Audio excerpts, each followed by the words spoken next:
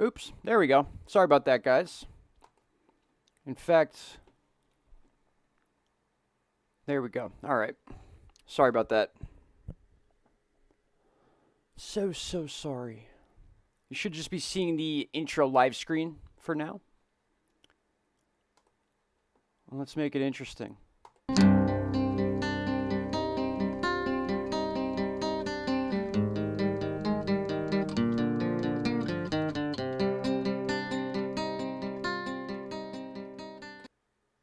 Hello, hello. Sorry about that. We got cut off a little bit there, but all good. I was actually going to start wrapping it up anyway, but we'll just see what anyone's got to say. Hello. Yes, Rocky Shores. Yeah, I was watching Mike too for a little bit. He was chasing it for a while. There's a couple people out there just chasing it.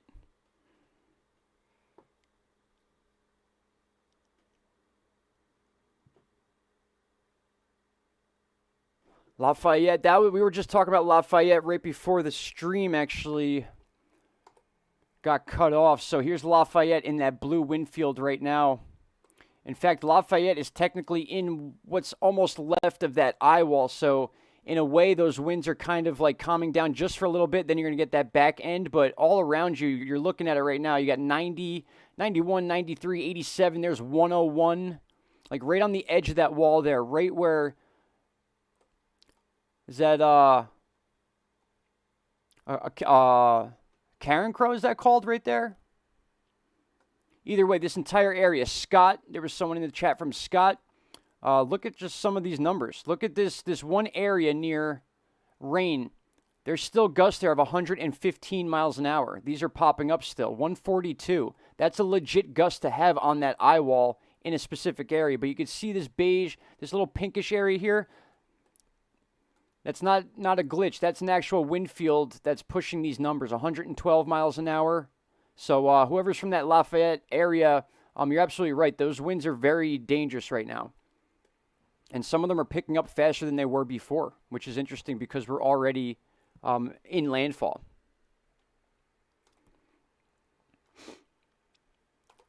Throw up this one here. You can see it on here.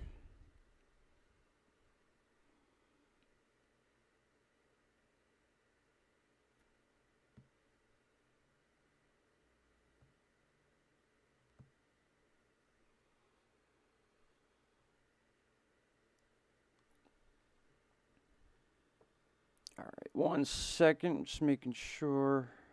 Let me jump on that. And then we'll look at these wind speeds. You're going to see them right now. Official landfall was Creole, Louisiana. In fact, where's radar scope? We have it up, obviously. So Creole is right here. So here's Cameron. This is where landfall was with Laura. And look how close we are for Creole. It's right here, literally right here, just to the east. That was official landfall at 100 miles an hour. So landfall wind speeds, the official landfall wind speed for this storm is actually less than what the wind speeds are currently right now in some of these areas. We're looking at wind speeds of 111. I just showed you some of them, and even in the 120 mark. This little storm cell here is getting 120 mile an hour storm winds. Not consistent, sustained winds. You're not sitting there with a 120 mile an hour wind constantly blowing at you. It's a gust.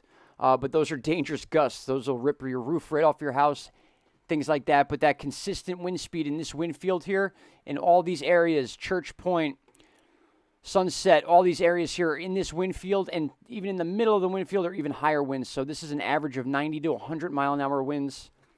Again, northeast quadrant of that eye wall.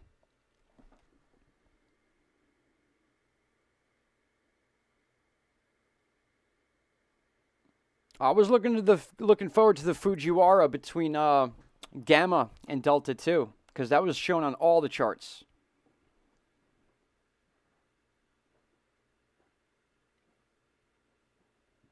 It almost pulled Gamma from that southern area like Mexico. It almost pulled it out from the bottom bowl of the Gulf. And then it would have sucked it back up.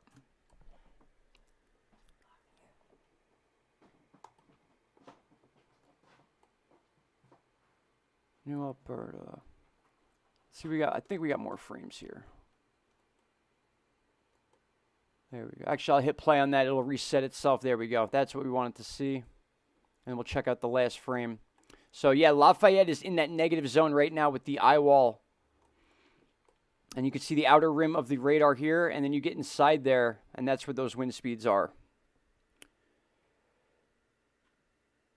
We missed the Fujiwara Sea in 20 years. Exactly. Fujiwara would have been interesting. Yes.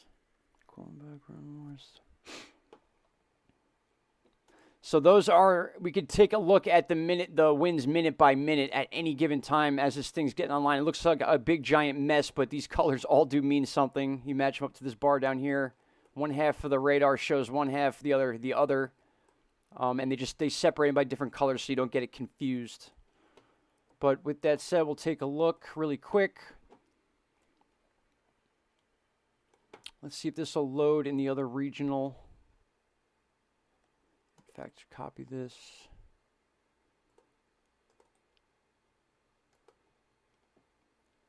There we go. Get the water vapor chart. Delta is acting strangely, and that is strengthening. In some cases over, it is. I know, it's very, very interesting. Those wind speeds have gone up. Up.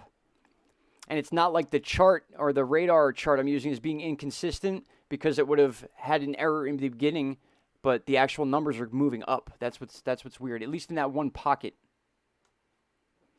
And this one I want to use for, we'll go to the regional sectors and we'll do the rain rate for this. That's the one we want.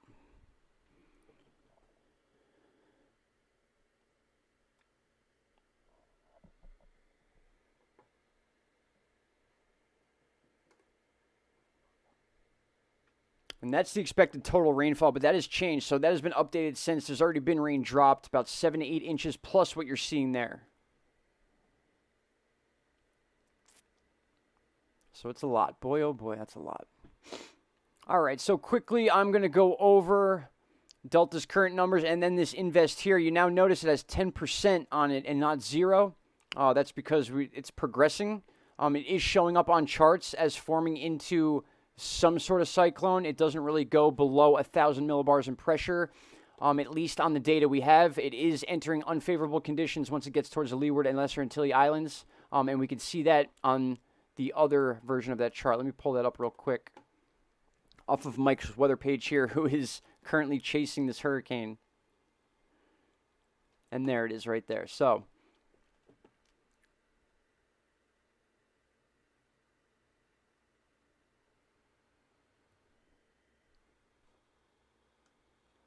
all right, awesome. So you can see here how we have this X here, and they're saying that's where the low pressure is kind of centralized, but you see it coming off.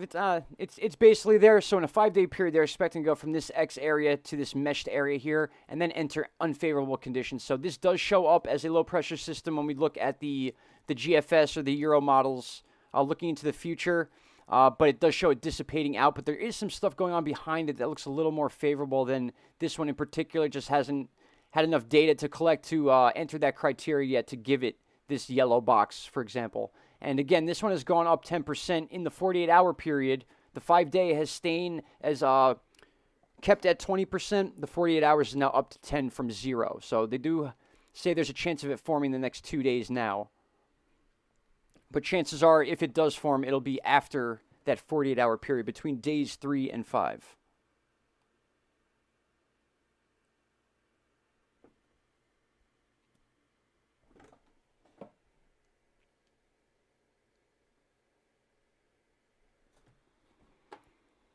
And that should be back. There we go. Let's see. All right, now we can watch this in full.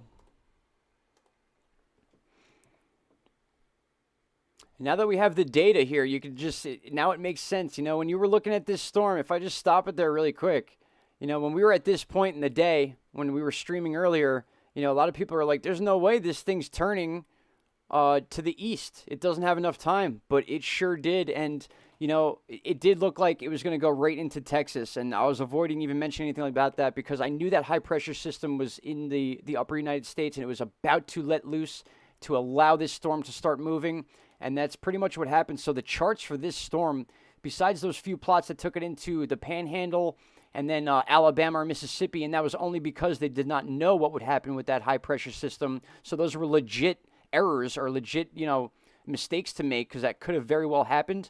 But for the most part, those plots were dead on and took this thing directly into where it said it would go.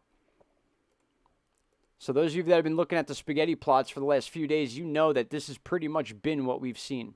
These have not changed much.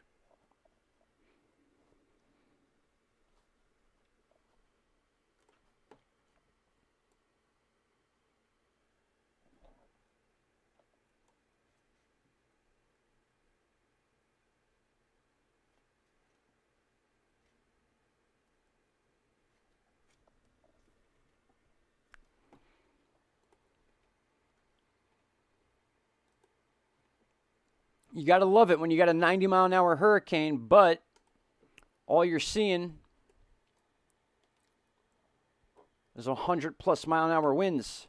I mean, we're closer now to the wind speeds that we were at when they had this thing posted as a Cat 2 105-mile-an-hour storm. So certain areas definitely taking a hit more than others as far as the wind goes, and that makes a lot of sense, Matthew. That could be true that we were being basically dulled down from that cold water and the expansion of the storm. And then once it got on land, it was actually more favorable than that cold water. So that's definitely a possibility.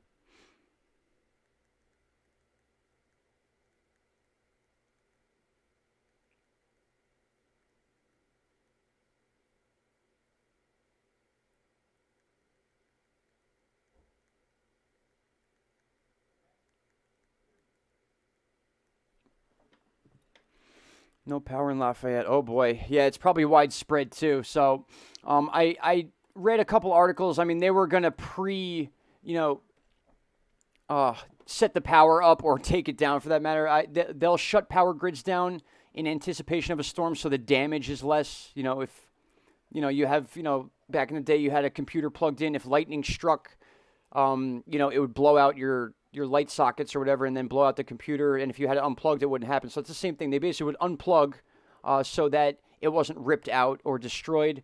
They did that ahead of the storm. They've done that before in the past. But yeah, with a wind field like this, I don't see many of these areas at all having power at all, especially Lafayette, and then anything outside of it too. Sunset, there's going to be a lot of power outages probably already being reported, especially in this blue pocket area here. Extended all the way around the storm for sure, but definitely in that specific wind field. And again, for those of you that are looking where the landfall was, we're looking at western Louisiana, and we are very, very close to where we made landfall last time.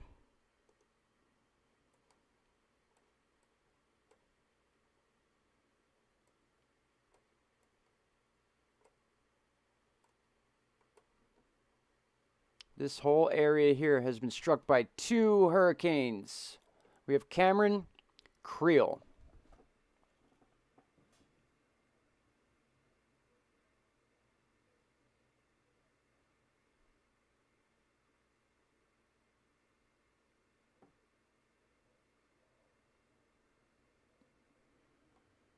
There it goes. I don't know why it's stuck there for a minute. So this is technically Creel. This is exactly where landfall was, in the marshes of Louisiana. And it's coming up in this direction. And that is why Lafayette is getting what it's getting right now, because it's just the next in line based on that angle it's heading in.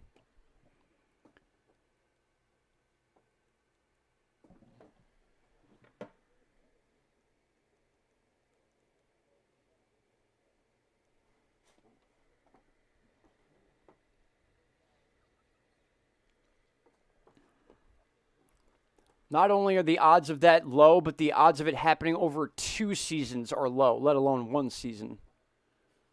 2 years from now, if we had a hurricane landfall anywhere near Cameron, it would be compared directly to Laura on its own. So just the fact that these 2 hurricanes made landfall within this distance, excuse me, that will be the talk of those landfalls more so than each individual storm on their own. They will always go hand in hand, those 2 storms. Laura and now Delta will always be one.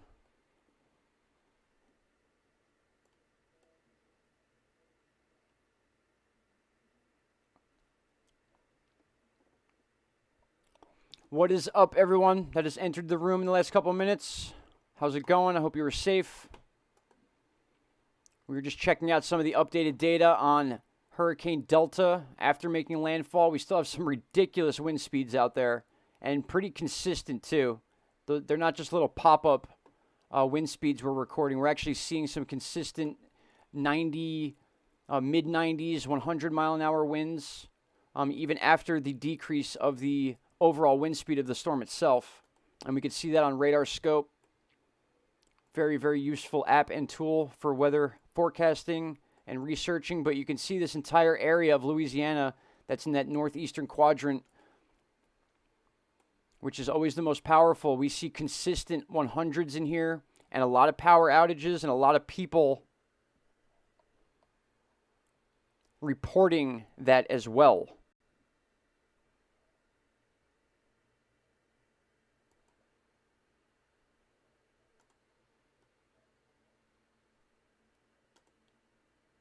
Sorry about that, guys. I may have jumped a little bit.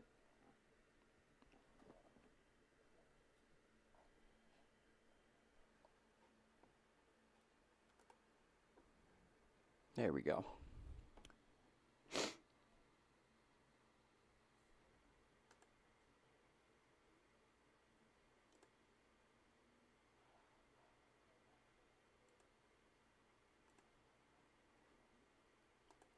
Updated. There we go. They actually updated the spaghetti plots. Hallelujah, my friends. We're going to check out the new spaghetti plots, and they're right here.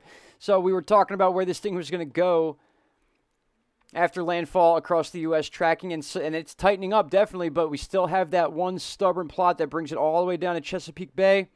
And you know what? Honestly, we would want this storm to actually come and go quickly and get back out into the Atlantic. Of course, there's that chance of it reforming and stuff, but those chances, I'll take those chances over having to deal with the storm all the way through the U.S. and Canada. And that's what it's showing.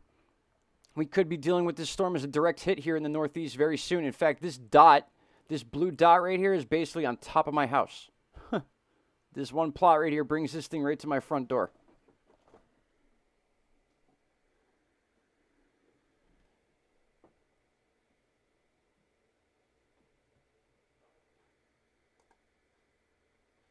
See the updated time frame.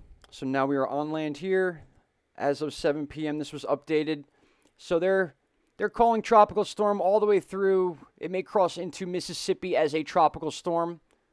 So we could see those consistent 40, 50, even 60-mile-an-hour winds. But still right now, within this yellow circle here you're seeing, we're getting well over 100-mile-an-hour gusts with sustained winds of close to 90, 100. We'll check that out again just to show you. And this is that upper east edge of the storm. So it makes perfect sense that this would be something that's happening. And it's interesting because I have a few people in here from Lafayette that are coming in saying it's really bad there. And that's true, but it looks there's that gap in Lafayette. It's almost like that eye wall gap. If I change back, you'll see to the reflectivity chart, you could see that it's the weather cover as opposed to the wind chart. So Lafayette is just in that zone right now.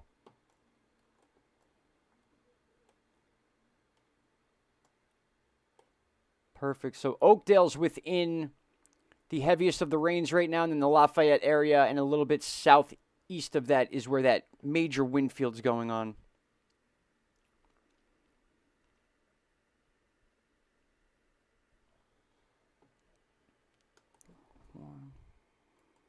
Oops, it's coming up.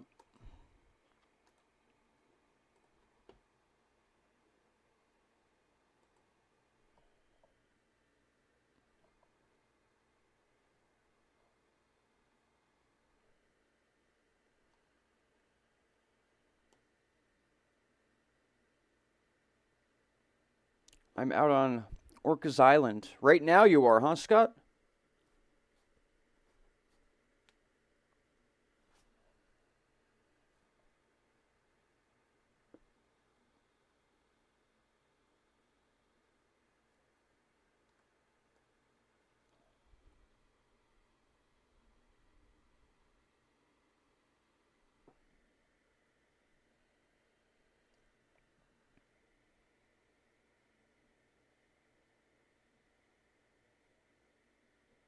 Yeah, I was going to say, man, it's got to be out there in the middle of nowhere. Or at least seems very close to that, you know?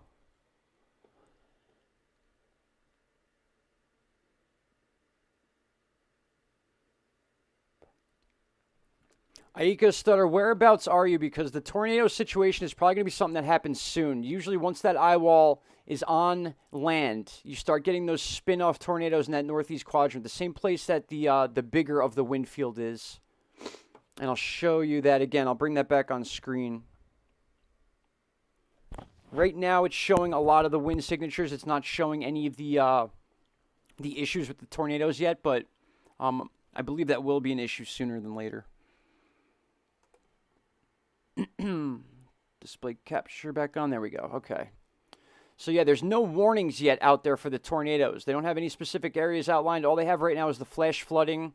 And we also have Tornado HQ pulled up as a web source for that. So you can go to tornadohq.com at any point during the day, anytime you want. You could see here, anytime in the U.S. there is a tornado warning, touchdown, or anything of the sort, it'll be marked down here in this list. So as you can see, there's actually a pretty interesting thing in here. You don't usually see a 9-day period without at least a tornado warning. So 10 days ago and then up until a day ago, there was a gap of 9 days without even a tornado warning. So that's pretty rare in itself just to see that. But now we have a good marker here. So 21 hours ago was the last time we had a tornado warning, which had pretty much nothing to do with this storm.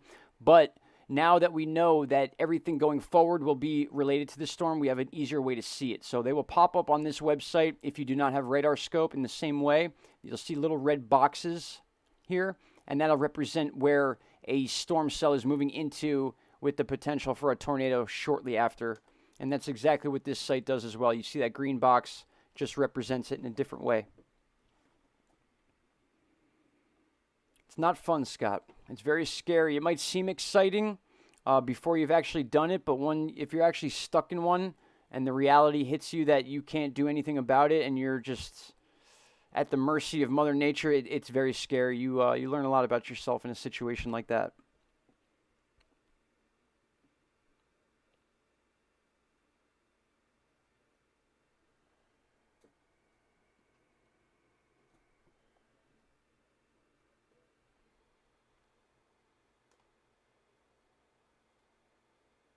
Let's get that wind back on. The wind is what people really want to hear about. They want to know what's coming towards them.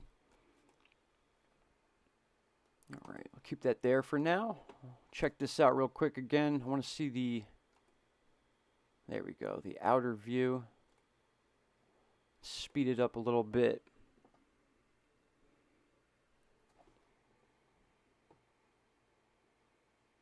So yeah, this thing's right in the heart of Louisiana now. So we're right there. We're churning. So we're basically affecting Mississippi just as much as Louisiana at this point. That corner of Mississippi that's coming in is just about to get its share of what this storm has to offer now after making landfall. A little bit weaker, but we are seeing those winds they're just not fun looking. I mean, check it out. You can see it right here. All these areas, Washington, Opelousas, whatever that's called, Villa Plot. Look at these, 103, 101, 101, 104. We had a 105 in there, 106. Back down to 108, 98. So this pocket right here is very serious right now. Whoever's in that area, I'm not surprised they're not in the chat because this is the last thing I'd be doing is chatting when I'm in that wind field. That's a scary time. Basically, everything this storm has to offer is hitting this area right now. These people are getting hit with this. And in fact, we might be able to see. Oof. Check this out. If I can get in there. Watch this wind speed this thing recorded. 138. That could have almost been probably a spin-off tornado reading. That's 138 mile an hour wind gust right there. Just north of Crawley and Ryan, R-A-Y-N-E, Rain. Those of you that live there know what I'm talking about. But how about that? 138 mile an hour wind gust still within this area. And you could tell it's a real thing. That's not a glitch signature because you have the outskirts of the signature. So it doesn't go from 91 all the way just to 130. It goes slowly, 123, 103, and then to 92. So that's how you can verify that this is a real reading. It goes from slower numbers to a higher number. It doesn't just go from some crazy high number to a low number. It's a gradual change. Rain, got it. Rain.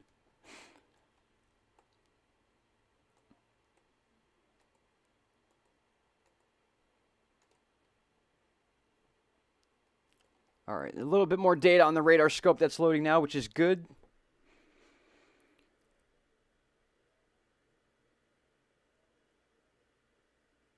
All I know is Hurricane Michael formed almost exactly 2 years ago, and I've been watching this storm very... Yeah, I followed Hurricane Michael. That was the same year they had Hurricane Joyce as well.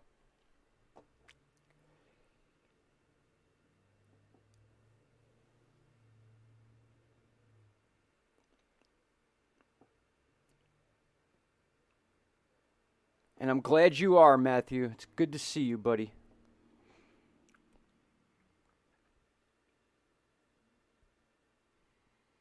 So yeah, you can see it, guys. I wanted to let it run a little bit just so you could see it with your own eyes, but those wind speeds are real. We are definitely seeing wind speeds well over 100 miles an hour still after landfall at this moment, right now, this minute. This isn't a late frame. This is current time, currently what's going on right now. Excuse me. And then just look at that peel off. You're starting to really see the effects of those upper shear winds now. Now that moisture is starting to peel off into the states, it's just going, it's almost leveling out at this point up here. It's becoming almost like a flat, straight line. That's how hard. You can see those ripples. That's a very high shear wind too. So not only do we have shear wind peeling off that extra moisture and already pushing it into the southeast states faster than we kind of want it to, but we also have those strong wind speeds. So it's a giant mess down here. The Gulf and these states right now, they're not having the best time.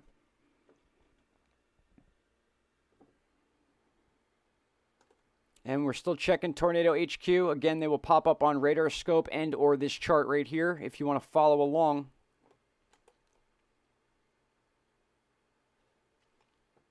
We got a little bit more of a closer view of the same radar here in case you want to check out a detailed area. But our main focus right now are those wind gusts.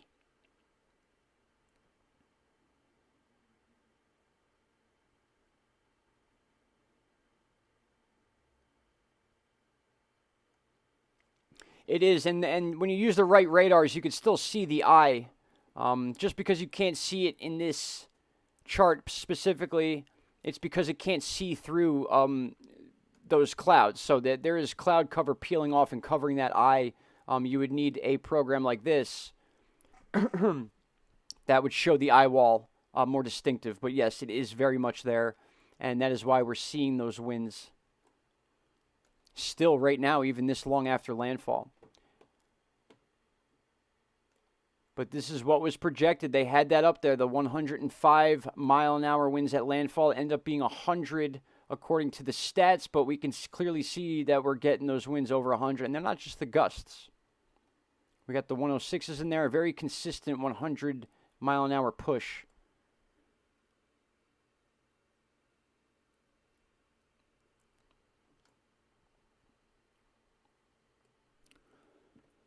Yeah, portable chargers are, that's an incredible, very important thing to have, especially in your bug out bag. And then those, not just like the carport chargers, but yeah, those separate the battery cells themselves that you can charge with a USB, and then you just have that as like an extra battery. It's basically, it'll give you an extra charge or two. A lot of people are buying the solar panels now, those little mini solar panels that you just let your phone sit on, it charges. A very good idea to have that type of stuff.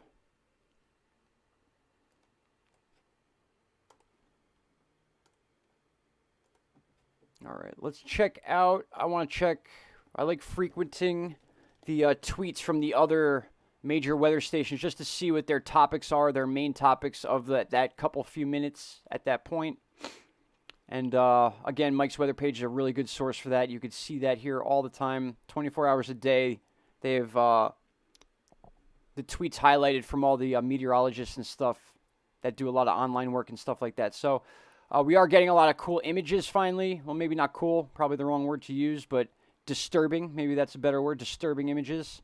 This is Lake Charles. Clearly, you could see those waves pummeling over. In fact, this is the same angle that Weather Nation posted for Hurricane Laura when they took a picture from Laura here. So they were standing in the same spot, two different storms.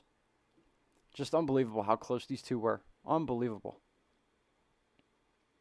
Here's our NOAA reading information. We don't have to go through that. And this is interesting. Let's check this out from AccuWeather. Combination of moisture from the Atlantic, the Caribbean, and some extent a greatly weakened delta. Wow, look at this. Will bring a dose of drenching rain to portions of the northeastern U.S. at the tail end of the week into, they should have put a 2 there, the first part of the new week. So check this out, guys. We already have our first forecast coverage of what's going to happen in the northeast after Delta.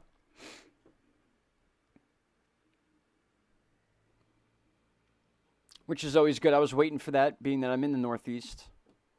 Certainly waiting for that.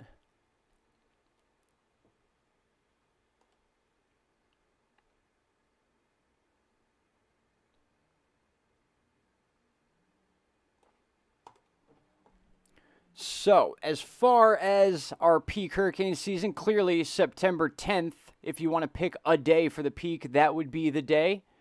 But just take a look.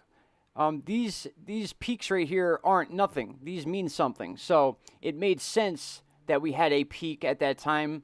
And I just want you to take a look at where we're at. You know, this line right here represents October 20th. You go straight down and we're this far down. So we still have to go through this common peak we have in October. And this is what we were talking about. This is why Florida comes up a lot, because for some reason Florida takes a bad hit usually in October from one of those freak storms that come. This time it wasn't that situation, but this right here shows you that these hurricanes happen and they've been documented and it's not a fluke thing. And not only that, but even lower on the scale, of course, the chances are lower, but even going into the beginning of November, there's a little bit of an uptick. You know, it doesn't bring it anywhere near where our peak season is, but it's common to see storms pop up in these areas. So basically that June 1st date, the beginning of hurricane season, all the way to November 30th, the end of the season is kind of busier than it is the beginning of the season, and then kind of just drops off. So it's out there, it's possible, and it's happened before. So just because we have that June 1st and November 30th number, that doesn't mean that it's going to, you know, flip a switch and just turn off in those time periods. We could see storms before that, we have, and we've seen them after. And again, we have that little wave coming off of West Africa right now, producing the first disturbance here, and then a few more after it. So we still got some stuff to watch, guys, with this. And then we're going right into, it won't be long before we're talking about named winter storms and everything in between.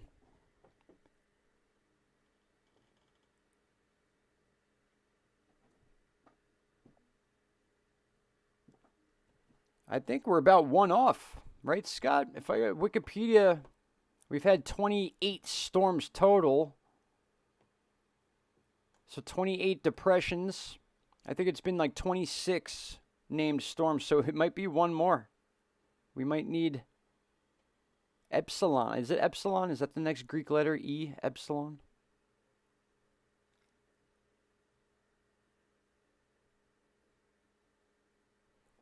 Beautiful. All right, so yeah, that was explaining the little peaks. That's why there's different peaks. It's not just one peak and then down. It's not that gradual slope. There's ups and downs. I guess the percentage of error they have. And sometimes it's not that much. We've had very, very weak seasons that didn't show anything. You know, we've had one named storm and 5 tropical depressions. You know, we've had those seasons before, but it's just not that common anymore. We're usually seeing about 5 or 6 major hurricanes for a season, or we're seeing 20 little ones. So it's one or the other.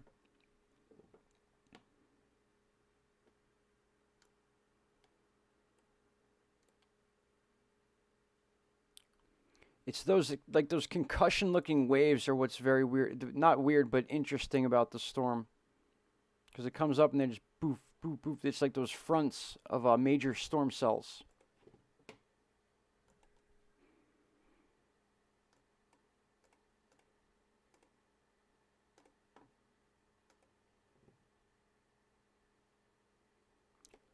So it does make sense why the Northeast is expecting some crummy weather coming up. So I'll be in the middle of this one here. Probably won't be anything crazy. It'll be pretty dreary, windy. Tropical systems, they tend to do that. So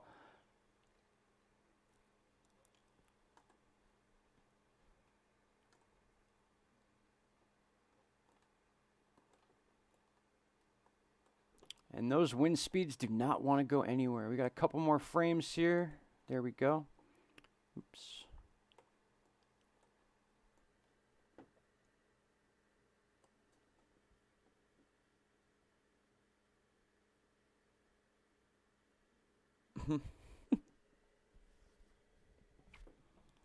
Epsilon is an amazing name.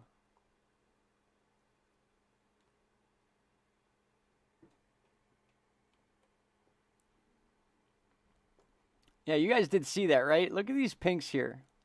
This I'm taking with a grain of salt only because it's on this purple bar of the radar where it's known to have minor glitching going on. So, I mean, just if you think about it, I'm going to give the benefit of the doubt to the glitch on the radar that these aren't legit 140 mile an hour wind speeds. Although we have seen them today in bulk, I just feel like this strip right here has more to do with the ring of the radar kind of glitching out than it does actual data. So to be safe, we're going to keep the average within this blue pocket right here.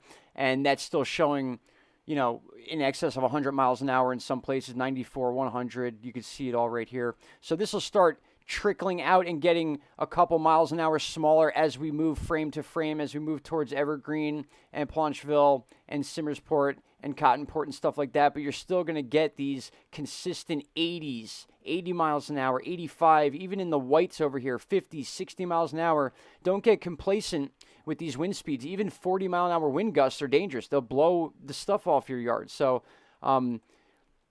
whatever you're doing in these areas right now, hunkering down, being safe, just keep doing it for a little longer, and then you'll be out of the woods for a little bit, at least till the back end comes in. It won't be as bad. But then the next group of people or towns or counties is coming up, and it's this group right here that's going to be experiencing this next. And you could see these storm lines right here. The storm is currently right here and moving in this direction. So we could basically expect the flow of all you're seeing right here, minus a couple miles per hour, moving straight up into this area. So I would not be surprised to see the power outage ferry coming to these places right now. And all within the flash flood box. Keep that in mind too. And I am surprised we have not seen a tornado warning yet, but they're coming.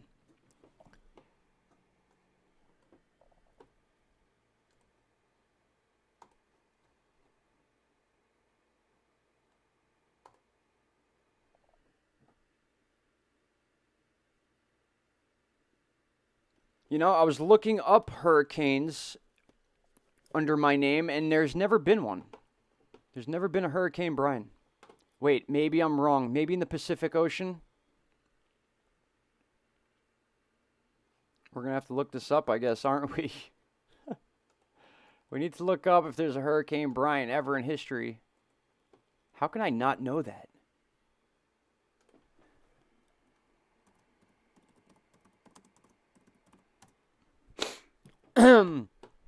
I stand corrected.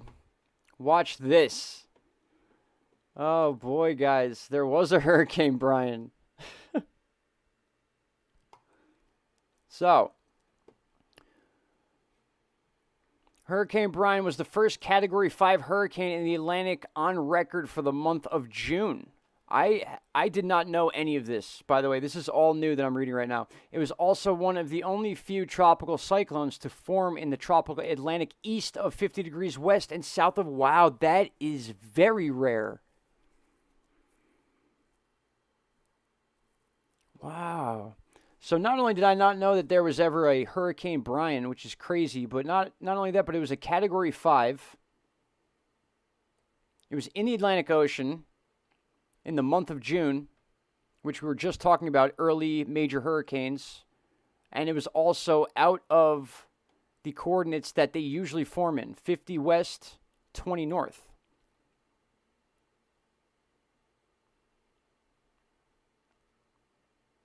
Or I just completely messed up. No, there was a Brian. That's amazing. Unreal. So I guess there was a tropical storm Brian as well. And yes, the wind field. I want to see that wind field again. Sorry about that, guys. I trailed off for a second there. I apologize. We are still tracking Hurricane Delta. Don't worry. That hypothetical hurricane site gets you, you know? I'm going to leave this cursor right here because right in the middle of this wind field is where I want to keep this so we know we got that 100 there.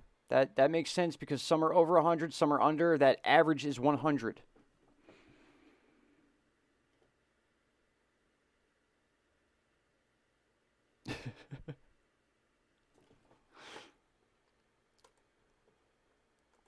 I've been had. I want that water vapor chart back up. In fact, we're going to make this one the water vapor chart real quick.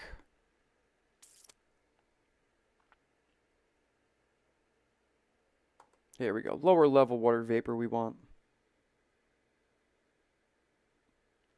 Hurricane Yeet. Cat 10? Sounds good. Oh, boy.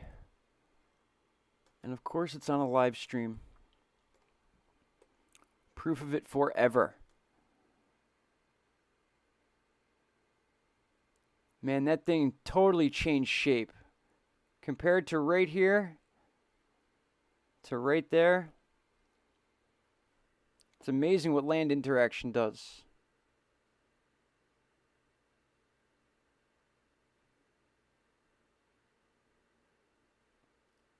Patriots show. It'll be built different. You got to hold your hands up and quote that. Quote unquote, built different. What a nasty looking storm. Obviously not the worst of the worst, but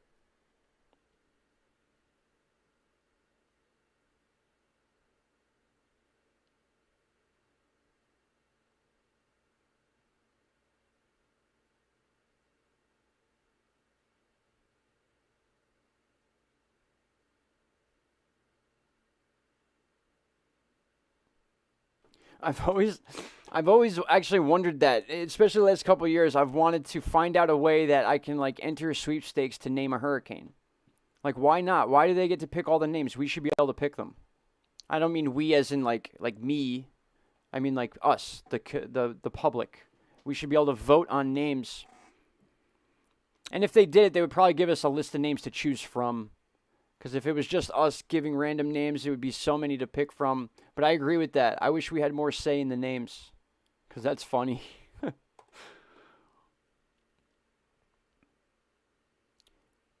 If you go back to, I believe it was 2017, it may have been the list of 2016 names. They had Zelda in there for a Pacific name they picked. Because the Pacific letters they use are a little different. Sometimes because the Atlantic Ocean doesn't use Q. We don't use, what is it, Z. We don't use X.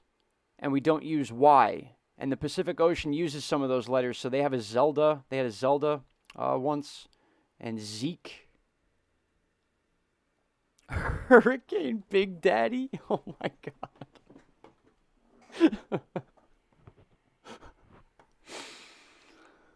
Oh boy.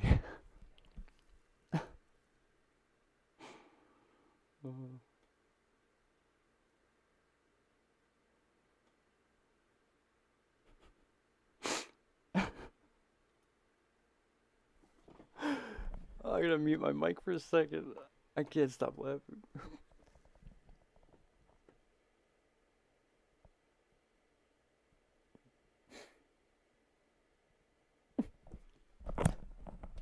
Oh my goodness. Hurricane Big Daddy makes landfall today at 940 millibars. Oh my God. All right, we got to stop. 94 miles an hour near Opelousas. Yeah, it is. Trust me. I laugh from the gut too. A lot. A whole lot. Thanks, Patriot, man. I do too. We're laid back here. You know, it's a serious situation, obviously, and we're staying serious, but you got to laugh too, obviously. You know, if there was someone in the chat that was in a bad situation, needed help, we would all help them. That's the way it works. Oh, wow. Okay, I've been trying to pronounce this name all day. That's funny you mentioned that.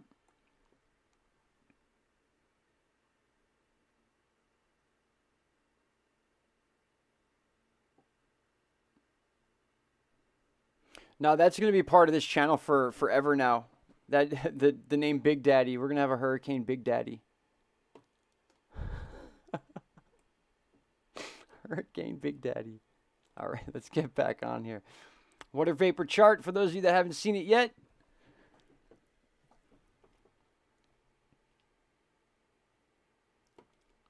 For those of you in the area right now, how's the rain situation? This is more of a wind event, huh? As of right now, I would say. Obviously, the coastal areas got their share of the rain. That 7 inches did fall closer to 10 in some areas. It's still raining, and that storm surge, which wasn't as bad as we thought, which is a good thing. But these upper level, the winds that are actually coming out of this wind pocket here now are fairly strong. They're as strong as what they expected landfall to be. So in a way, some of our landfall wind speeds are lower than what we're experiencing right now inland. And that's not out of the realm of possibility. It's happened before, and there's a few different reasons for it. In fact, Matthew was mentioning something before, Matthew in the chat, about how we had some cooler water that was, you know, off the shore of the Gulf right here and kind of aided in expanding the storm before it made landfall. You can kind of see the expansion right before, you know, it gets on land. It's a wider storm. It doesn't mean it's stronger. It just means it's wider, and that expansion happens for cool water. And then once it got out of the cool water, because it was really after the eye wall had been fully on land, none of it sticking out into water, we saw those wind speeds jack up. So it makes sense that maybe that water was holding it back, and it released that bit of force after getting on land. So we are seeing those consistent wind speeds, and they are real. They're being confirmed on the ground by people living in this area. So we can definitely rely on this app and this program to give us accurate wind speeds, at least within that northeast quadrant of the storm, which is the most important, especially when it's heading towards you. Because once you have that portion done and over with, everything after that's a little less, so you can handle it, but everyone's always worried about that one area. So in a way, I was explaining before, I'd rather be hit directly by the eye and have that break in between the eye wall, then get hit by the back end, then be on the exact east end of the storm and just get skimmed the whole way up.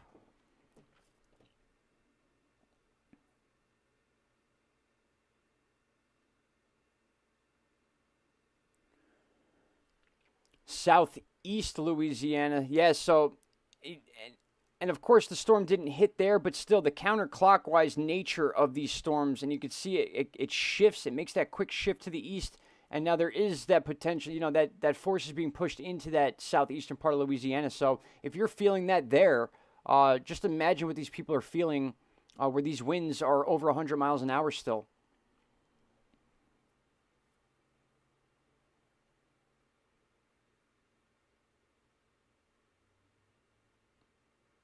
Patriot, you too. Thank you. Oh, you're answering someone. Thought you were saying goodbye. All good. Thank you anyway, buddy.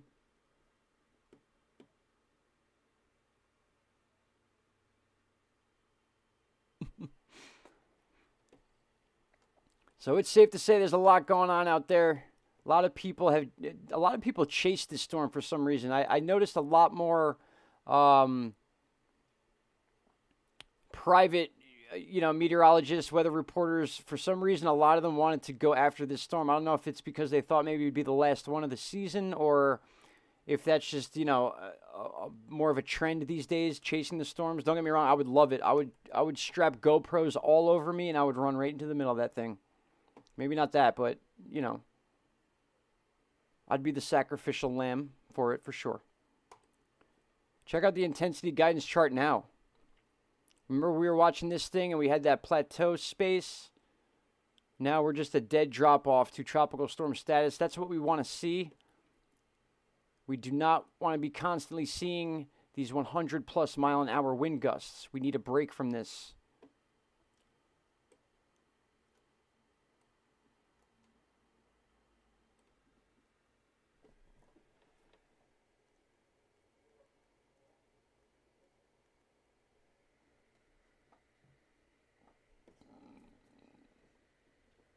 Take care, Patriot. Thank you for being here. Very, very much appreciated. And that goes to each and every one of you that are in here. I appreciate the company. We'll be on for a little bit longer, cover this for a little bit longer. Make sure everyone's safe. Yeah, that would be what, 30 feet 6 inches of a wave height. That's crazy. Yeah, that's a big swell. And that's what I mean. Some of these storms really dig their claws into this stuff. Like they're deep-rooted storms, and that's where that momentum comes in. And you can have those, those surface storms where they're not really that, tight knit, and they can be broken apart easily by a mountain range, for example. And then you get those storms that are very, they're not going to be broken apart easily, and those are the ones that are usually the most dangerous and last the longest.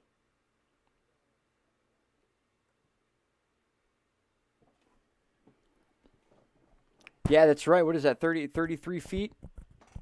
10 feet, 3 feet per yard, or 3 feet per meter, rather.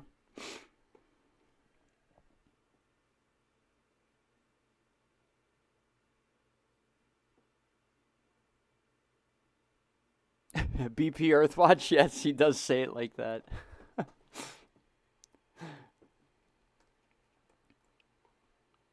It's a heads up, guys. That's how he talks. It's a heads up, guys.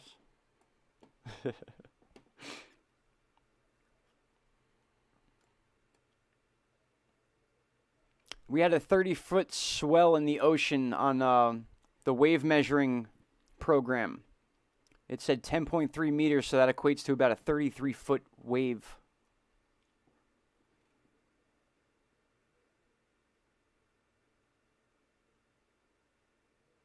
Buoy 42002.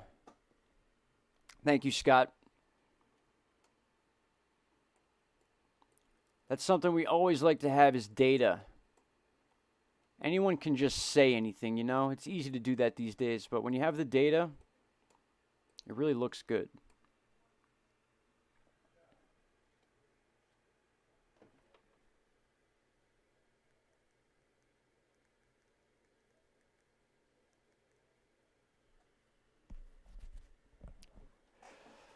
Yep, it was 10.3 meters apparently. They had it on there. So that's a good 30-foot wave right there.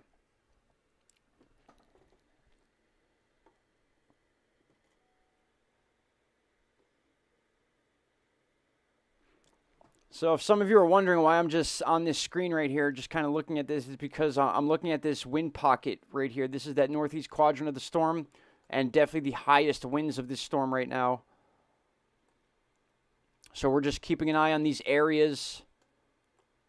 Villa Plate,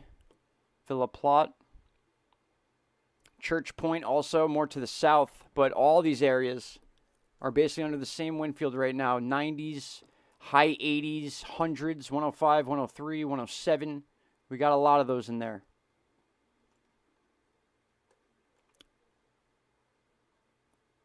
The one signature over this town right here is actually 105 on the dot.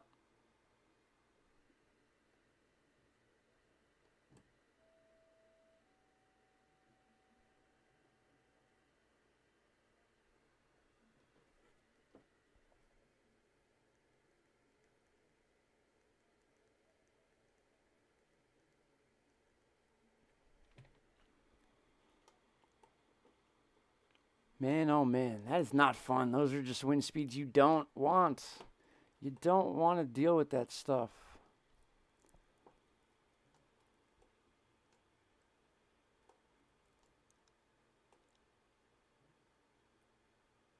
Let's see if we could find that. I want to find that exact area on Google Earth to line it up.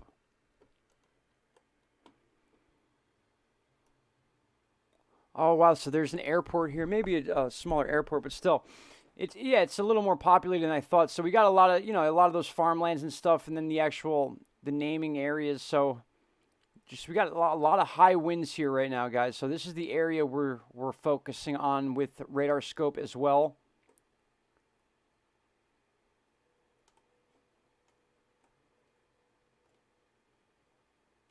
So basically, you just go north of Abbeville, and we're right there. Boom. Right in this area.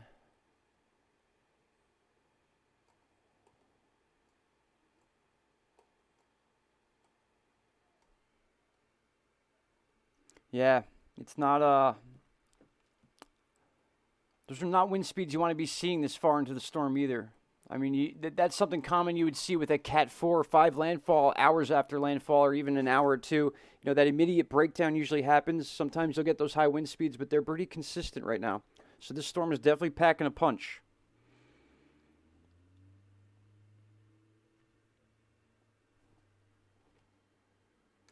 Take a look at our multiple window chart just for a second.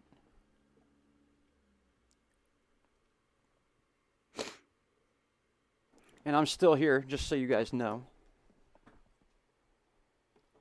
Just jumping in the chat for 1 sec.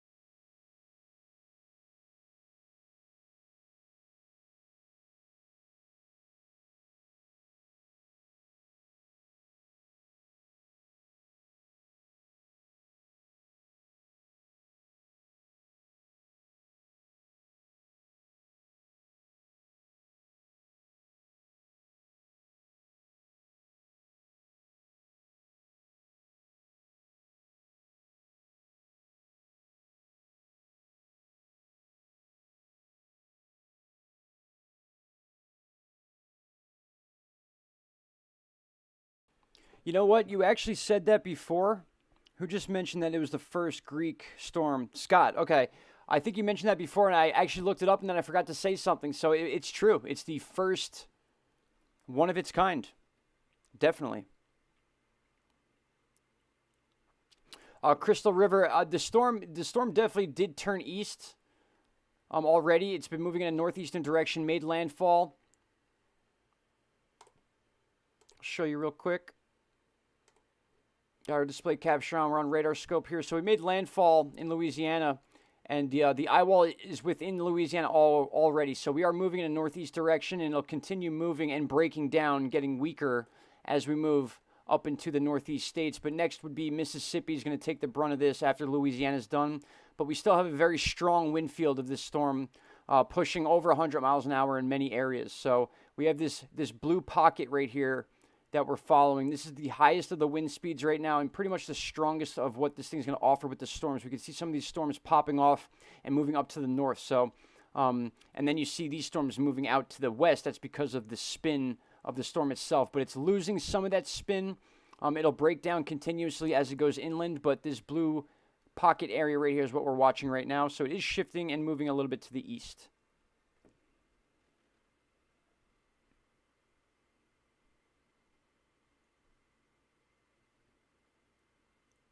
Take care, Lady Cortels. Thank you again for being here. I really appreciate it.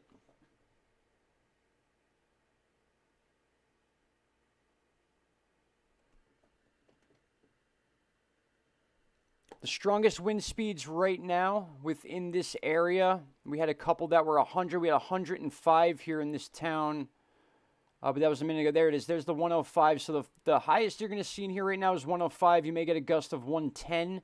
But that overall 90-mile-an-hour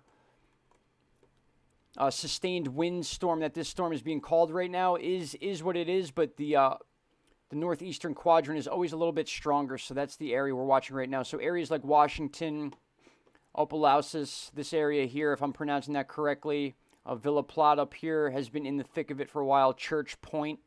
So all of these areas of Louisiana right now. And then if you basically draw a diagonal line like this, you can expect these winds to be moving in that direction. They're going to weaken, as time goes on, because they're over land now, but we still have a pretty strong bit of gust going on in that area. Yes, anytime, Crystal, no problem.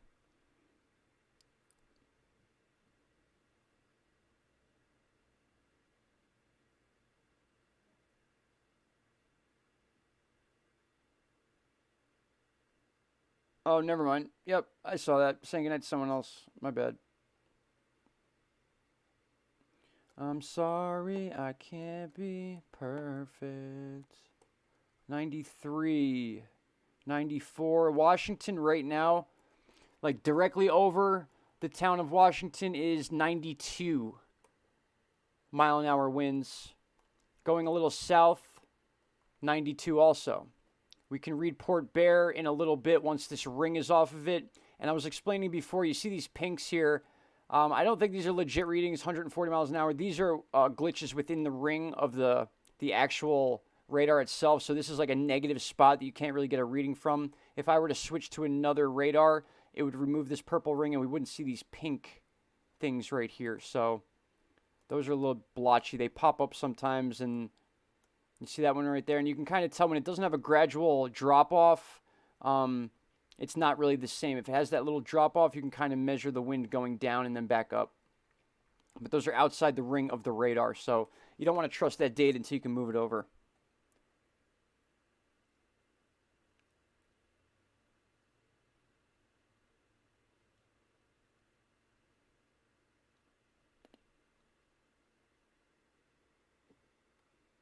Check this one out. Let's see.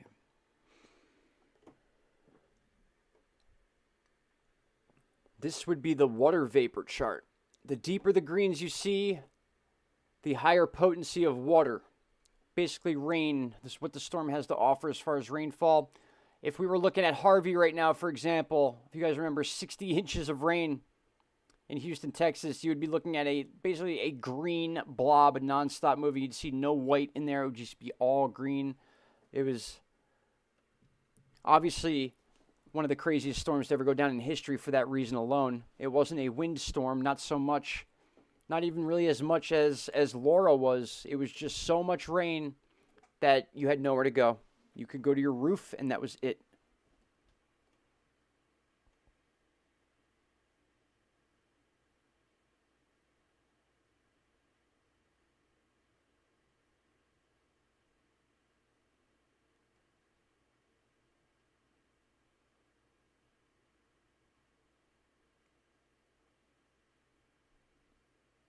Mezcal.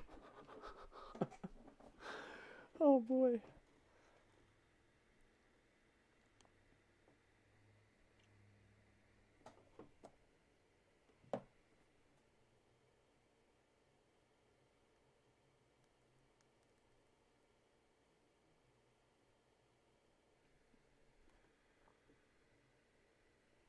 All right, good. We are seeing the water vapor. Not bad. All right. We're not seeing any of those tornadoes yet. That's a good thing. The longer that goes on, the better.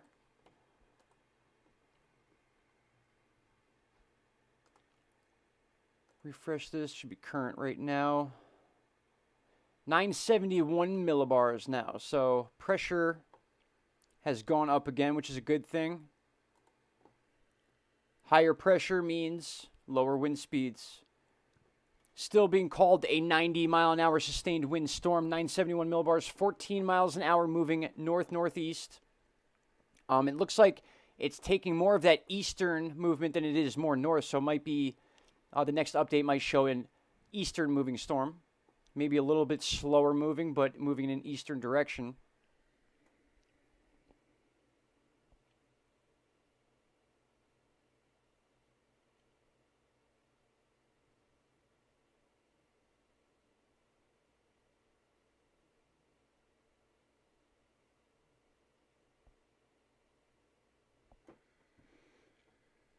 Yeah, so if those gusts there, if people are saying those gusts are the strongest they've felt so far, this is definitely lining up to be good info. So we can rely on that. One thing you can look at right now, I actually want to show you this since we're at the beginning of the frame. I can move forward a bunch of frames. See how dark these blues are? And see the wind speeds 107 and 105 consistently? Now watch as I allow this to play, and you'll see how it's starting to fade out, but it's not done fading out. So we're not going to see these deep blues, those 107 and 8 mile an hour gusts, but what we are going to see is this. So I'll hit play, and you can see it rolling up. This is that northeastern quadrant of the eye wall rolling up, and you can see that deeper blue starting to fade into that lighter blue. So that lighter blue wind speed, those 80s, is what we're going to see more consistently now. As those higher 90s and 100 mile an hour winds break off, the consistent ones will get the gusts here and there, yes, but those consistent higher winds will not happen anymore. We're going to keep with these light blues, the 80s and stuff like that. So basically Church Point, Sunset, Opelousas, those areas, Port Bear, you're getting the peak of the wind field right now, and then as it moves more to the north and kind of gets spun off by the counterclockwise spin of the storm, it's going to break off a little more. So you guys are getting the highlight of this hurricane right now. This is your storm, as they would say, as Jim Cantori would say on the Weather Channel. This is your storm.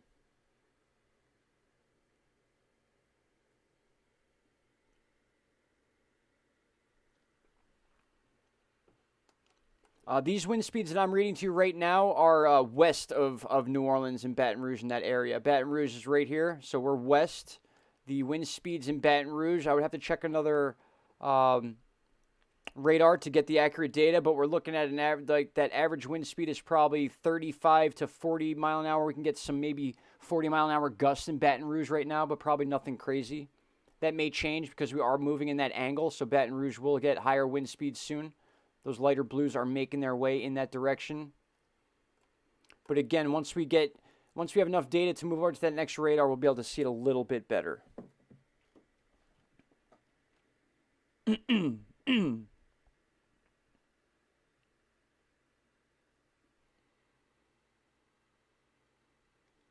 Yeah, so I would say between 20 and 35 miles an hour, Lady Court, as far as the east of Baton Rouge right now. So just keep an eye on these light blues right here. This little pocket, that's the biggest of the wind field, and that's why you're seeing these straight line storms coming out of there. And then obviously on the back end, because it's coming this way, it's going to shoot down towards the southwest.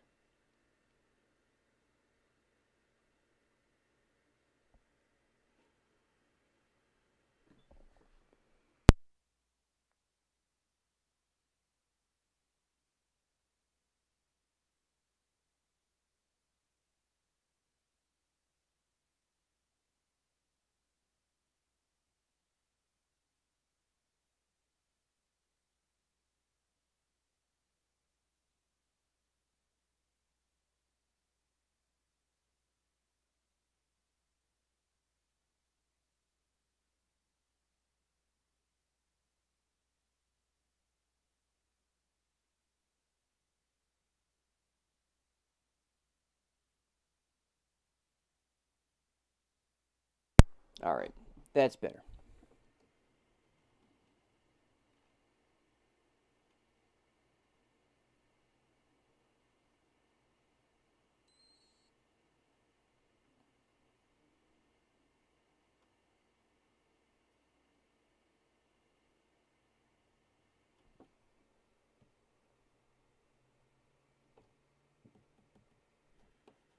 Beautiful.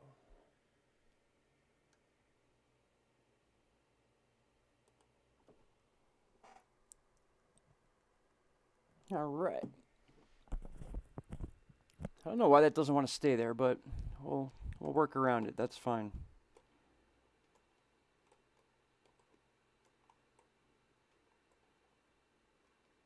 All right. Just leaving that there for 1 second. Number one.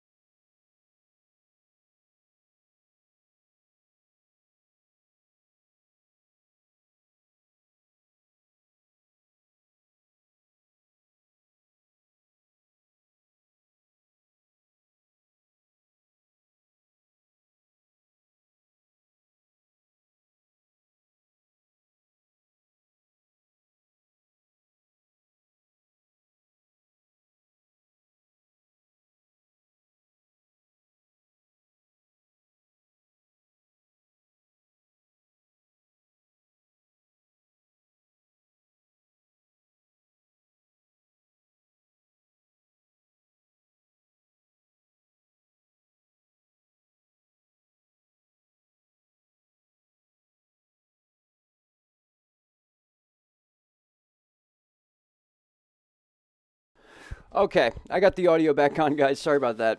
I had to get a plate of food.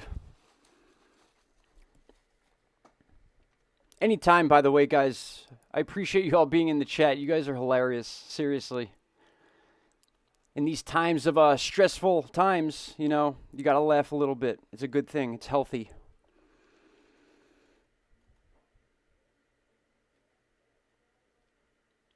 Yeah, it's 10:11 here in the Northeast. What do they say? Nothing good happens after midnight. So we're not there yet.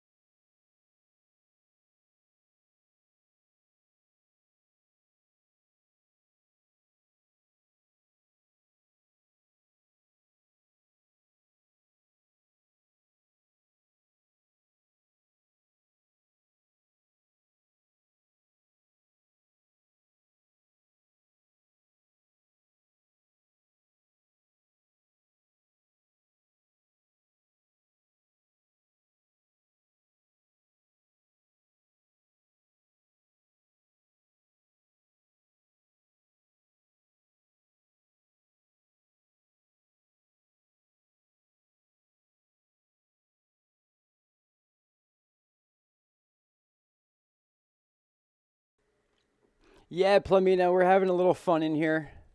No harm, no foul, you know? Gotta laugh a little bit. Luxembourg. Where is it 4 a.m.? Across the Atlantic Ocean somewhere. I would have to actually verify that. I have no clue where it's 4 a.m. right now. I know UTC time for us right now would be, if it's 10:13 Eastern Standard Time, that would be, I think, 2 o'clock UTC time.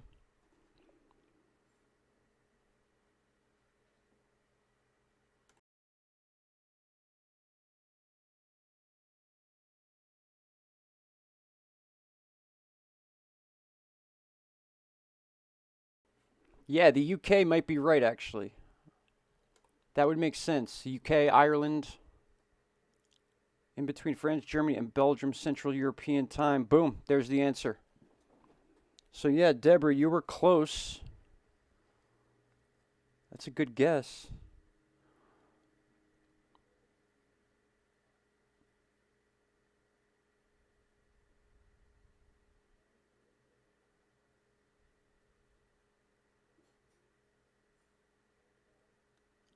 Impressive. That's very true. And we've been talking about that a lot. In fact, one thing that's interesting about this storm that may or may not be a topic of conversation tomorrow among like the major media outlets is that when this storm made landfall, so if you look up if you go to Wikipedia, probably right now even, we could do it, but, and we will, but they probably already put this storm down as a landfall Category 2 storm at 100 miles an hour. But if you look, we tried figuring something out because for a while, these big wind speeds right here, this blue blob, these wind speeds were higher. They got higher after landfall. And there was a few reasons for that, we think. And one is that we had some cooler water that caused a little bit of a decrease in speed upon landfall. And then it regained again once it exited the water and was fully on land. And usually it's the opposite, but it had that momentum built into it. And we were expecting a high wind field up in this quadrant. So we are still getting those high Category 1 winds all the way into Category 2. And if I hit pause, we'll get that latest frame. You can see it fading out a little bit, but this is that wind field we've been talking about with the highest of the winds left over from the storm so far. And yeah, this thing is not even close to done because we just had landfall, and now we have all the other interactions going on. We still have not seen our tornado warnings yet, but they are on the way.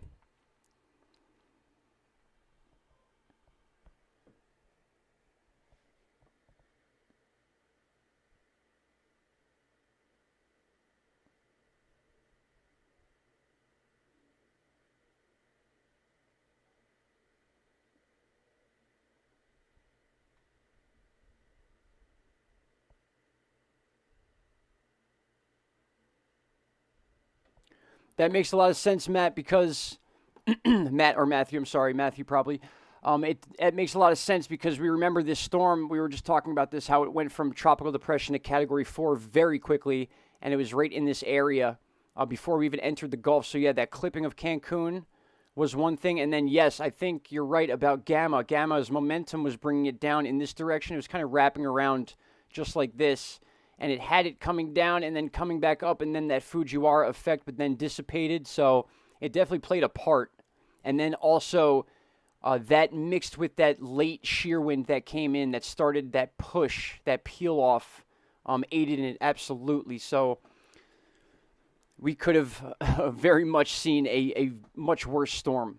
And that's what I was trying to make that point with the 1 mile an hour difference between a Category 1 landfall at 111 miles an hour or a Category 2 landfall at 110. There's no difference there. The difference would be at a high grade 3 or a 4. But we did not see that, luckily.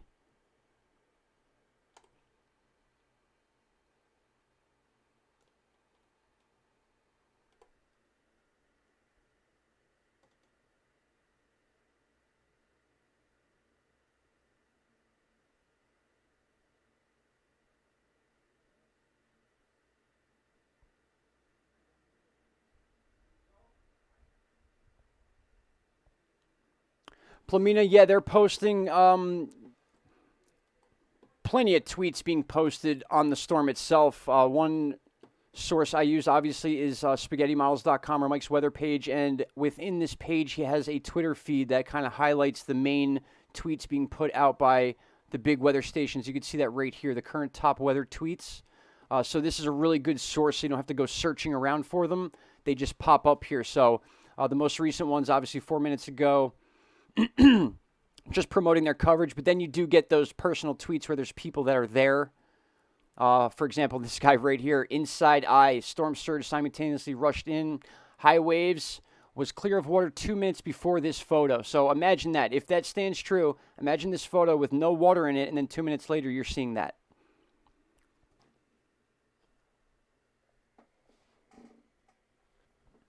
And then we got Gage Shaw here posting. This was a retweet.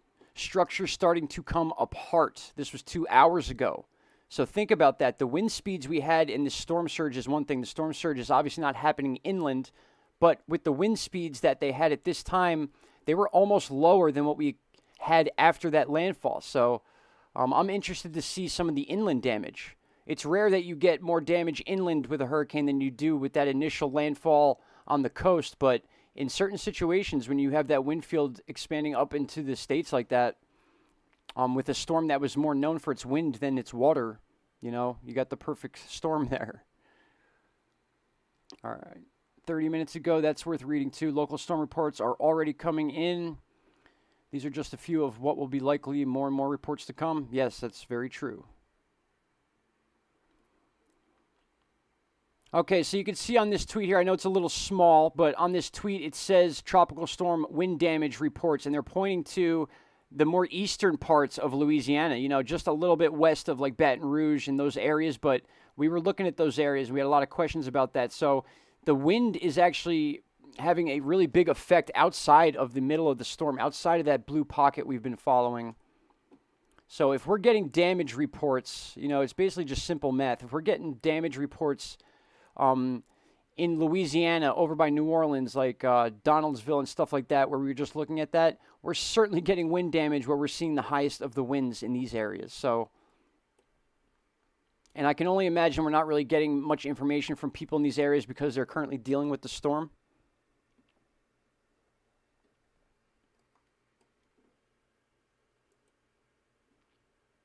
But to be honest, when something happens with weather, there's usually 20 answers to it. There's 20 reasons, or of why that happened. There's no one answer because there's so many factors that play into every single system. We talked about that for a while earlier too, how every single hurricane's different. It's like a fingerprint. There's no two storms that are the same. No two Category 3 storms are the same. Even if it has the same wind speed, they're two different monsters. One could be water heavy, one could be wind heavy, one could be speed heavy. A lot of different factors.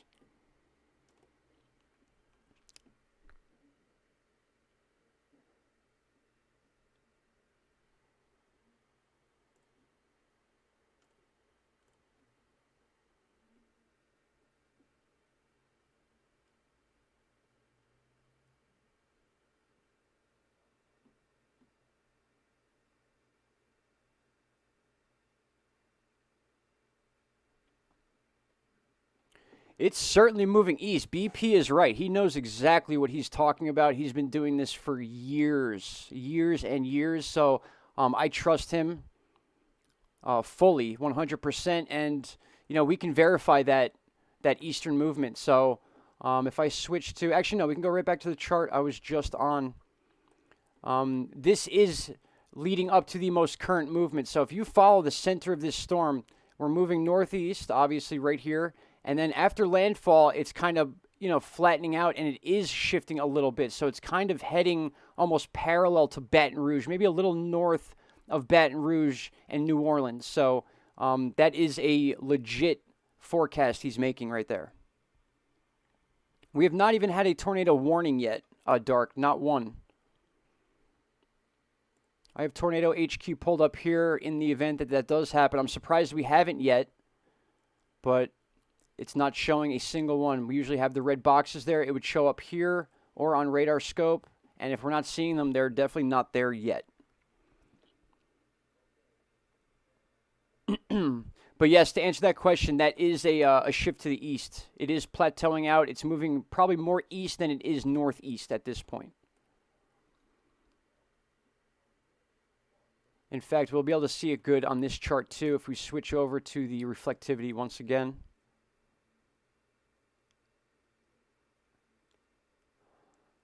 Matt, right before you said that thought popped into my head just for a second. Like it going back into the Gulf, and I'm just like, no, I'm not even going to say it. But you did. Thank you.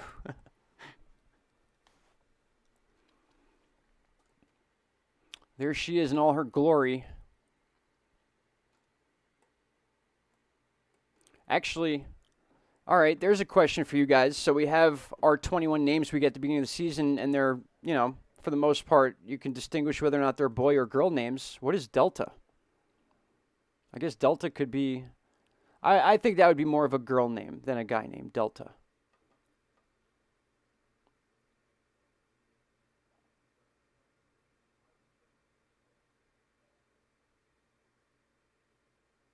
Yeah, no, Matthew, I was just joking. I wanted to say it, trust me, because it's possible. We've seen stuff like that happen. Harvey did something like that. Harvey went in, made landfall, came back out, reorganized, and then made another landfall. So these storms, they will do weird things. Delta's triangle.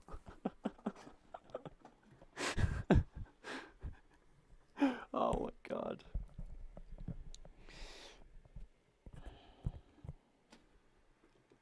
I mean, Gamma. I'd say Gamma's a girl. Gamma, like grandma. Hi, Gamma. Beta. Beta's a girl. Alpha. I mean, that's got to be male. The alpha male. But what is Delta? It could be either.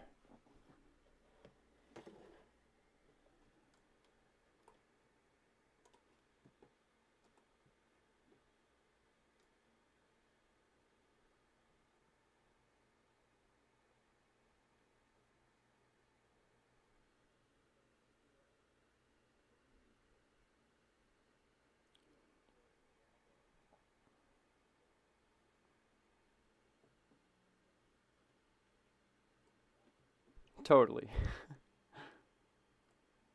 With a capital R.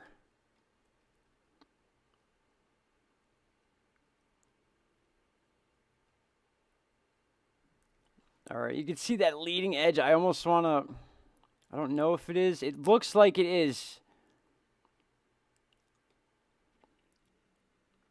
You could tell me if you think I'm wrong, but okay, so let's see. We know where landfall was, obviously. I'm just trying to get an idea of that parallel movement across Louisiana right now going towards New Orleans. So we see this black pocket right here, but you see this little green dot right there. I'm wondering if that is part of the eye, so we can follow it from landfall.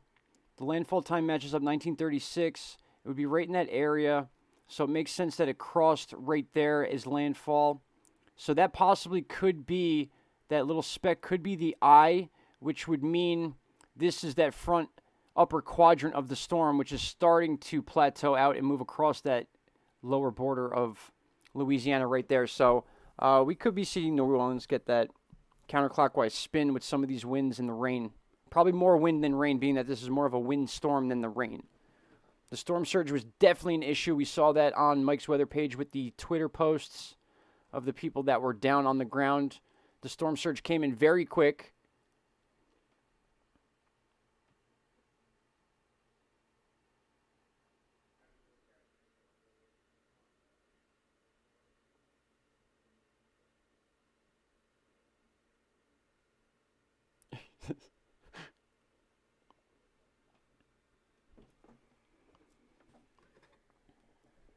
I could definitely go for a coffee right now, but if I do, man, I'm not going to sleep ever. Let's double check these. I just want to see if they have any more updated tweets on it. Oh, here we go. Hurricane Delta, Mike's weather page at Tropical Update. Let's go ahead and like that for him, because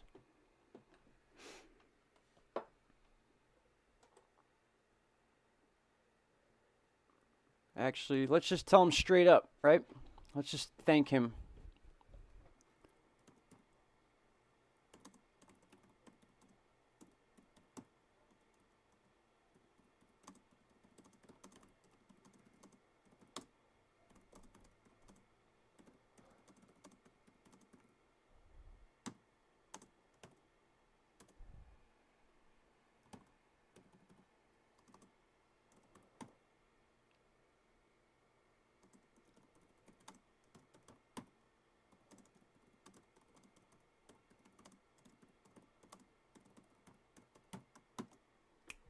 Bingo. I think he'll like that.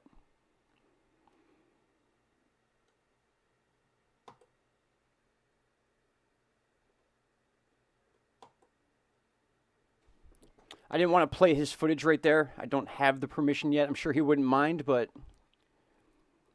it's a respect thing, you know. I'm sure he wouldn't mind, but we'll let him put his info out.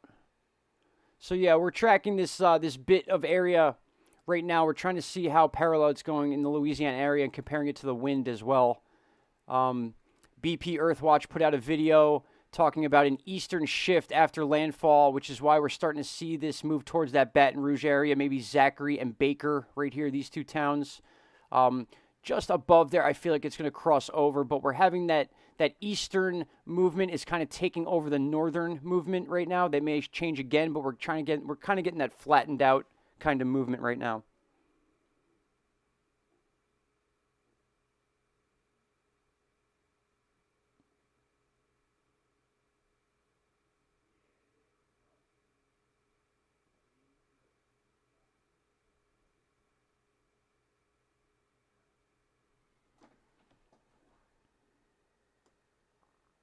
I'm starting to wonder if the tornado settings are broken, but I know that's not true, because if there were any tornado warnings whatsoever, we would see them on Tornado HQ, and there's not a single one. Not one.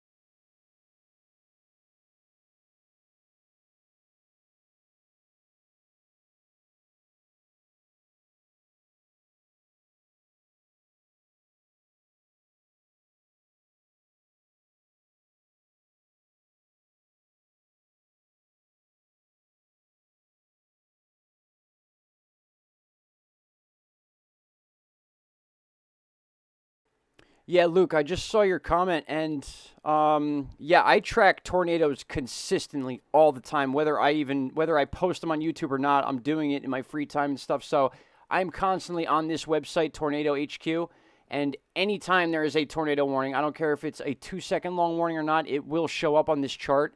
And I mean, you could basically verify that by showing that 22 hours ago was the last time we had one, so it's up here. But we have not had one since, and usually by this time, with a landfall of a hurricane, even a smaller hurricane at this point would have those signatures, but we're just not seeing it yet. And not only that, but this second source I have, radar scope, it's showing the flash flooding, and we haven't even seen a severe thunderstorm block yet. So storm reports aren't being reported outside of the hurricane. They mean storm reports outside of the initial hurricane. These are the different radars to choose from. These are different locations you could type in. And then the actual warnings are these 5, and all 5 are flash flood warnings, which have been pretty consistent. They've been the only ones sitting there. I think the one near Belmont shifted a little bit.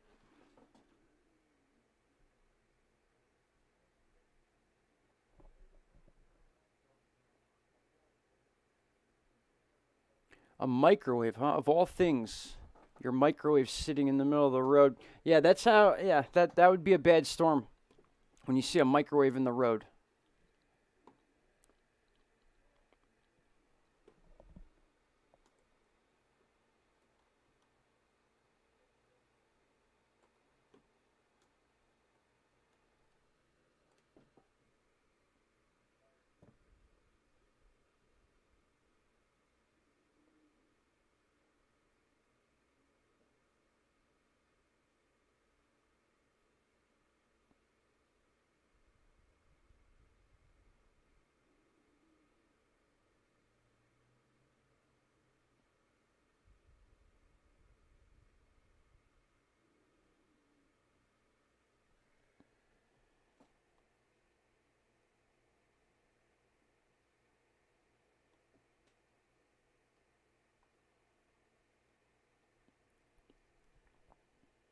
Okay, that's good to know, Matt. I'm used to saying Matthew these days, too, so Matt's a good change.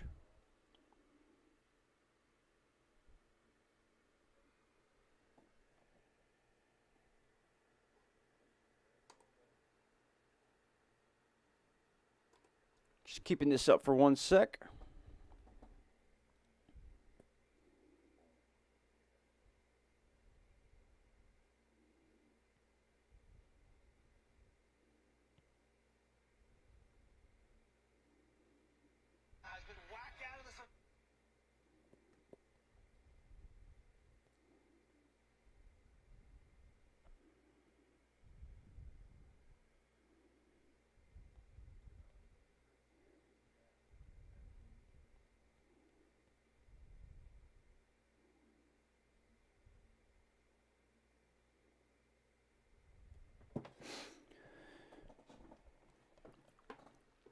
Oh, man.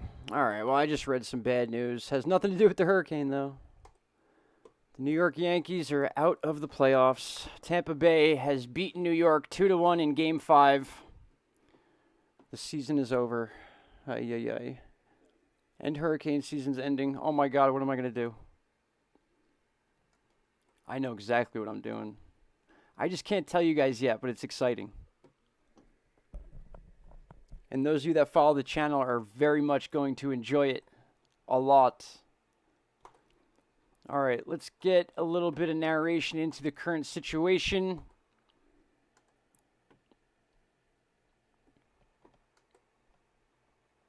Look at these drop-off intensity charts. That's what we want to see.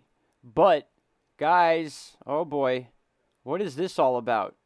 What's this jumping up and down for the next 96 hours as a tropical storm? What does that mean? And what does this mean? One plot brings us down tomorrow in the next 2 days into a tropical storm, and then a day after that back into a tropical storm.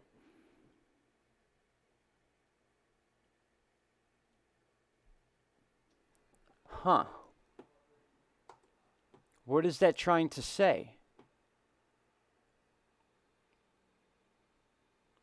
chances are that may not happen, but this is what I want you to look at, guys. And this has just popped up over the last little while, Matthew. So our friend Matthew in the chat basically just manifested into existence the fact that this storm has the chance of continuing its track through Louisiana and Mississippi and Alabama, but then it makes its way back down south just west of Florida back into the Gulf.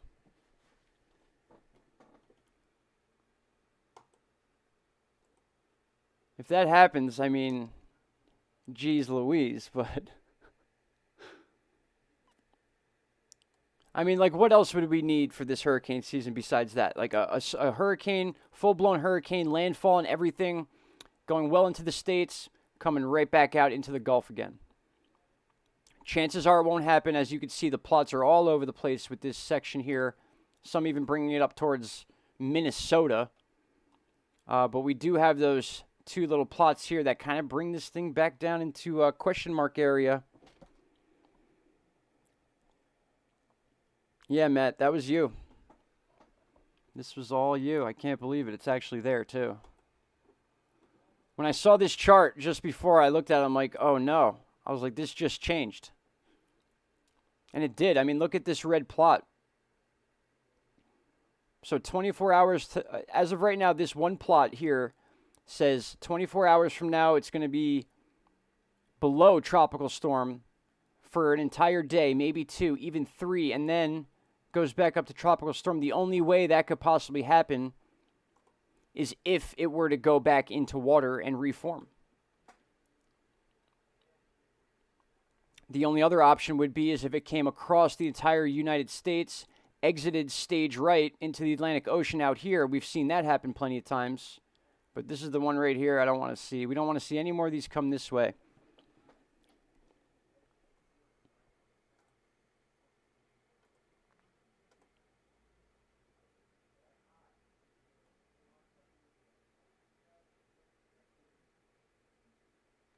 Yeah, we were talking about the Fujiwara part of it as well. Had Gamma stayed in the area, because all the charts had that Fujiwara effect happening. Ooh, thank you, Deborah. So yeah, as I was saying, guys, with the potential for this chart I was just looking at, and what we were just joking around with Matthew, he made kind of a joke, I assumed, that the storm could possibly go back into the Gulf, and it's definitely possible. We've seen things like that happen, but then we got the updated charts, and some of the plots are actually showing that happening now. So we're looking at the current model intensity guidance chart, and what I was just explaining is some of these plots now have this storm dropping down below a tropical storm over the next couple days. So we're at 72 hours from this point. This storm is still underneath tropical storm range, and then in 3 or 4 days goes back up to a tropical storm. So how is that going to be possible? And there's 2 ways as of right now. One of those ways is for the storm to continue through its path through the United States, up into the Northeast or the Outer Banks, and then back into the ocean and reform, which we've seen happen. Or now we see these 2 plots kind of tucking this thing down into Georgia, Panhandle of Florida, and then this one specifically exits into the Gulf again. Now, chances are, based on what our normal movements are like, this might come down here and then get washed away over Florida, but we've seen systems come down here and then form here. So we're not saying that's going to happen. That's what this is saying. We're just talking about the possibilities, so that's very interesting. Harmon, how are you, buddy? Good to see you again. Exactly, Matt. Yeah, so it's got the plot showing the exit by the Carolinas, which it could pop into the tropical storm after that. So, and we got to look at the timing too. So that's 72 hours, 86 hours. And the timing's right here. So we're talking that they're expecting, some of these plots expect this storm to still be existing 168 hours from now. That's another week. That's another 6-7 days of this storm still carrying on. So where would this storm be in 7 days that it's in a tropical storm situation? That's one of 2 things, the Atlantic Ocean as a whole or in the Gulf of Mexico again.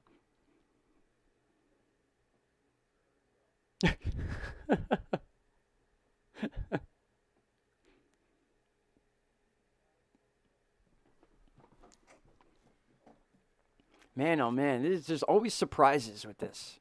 I never thought looking at a model intensity guidance chart would excite me so much.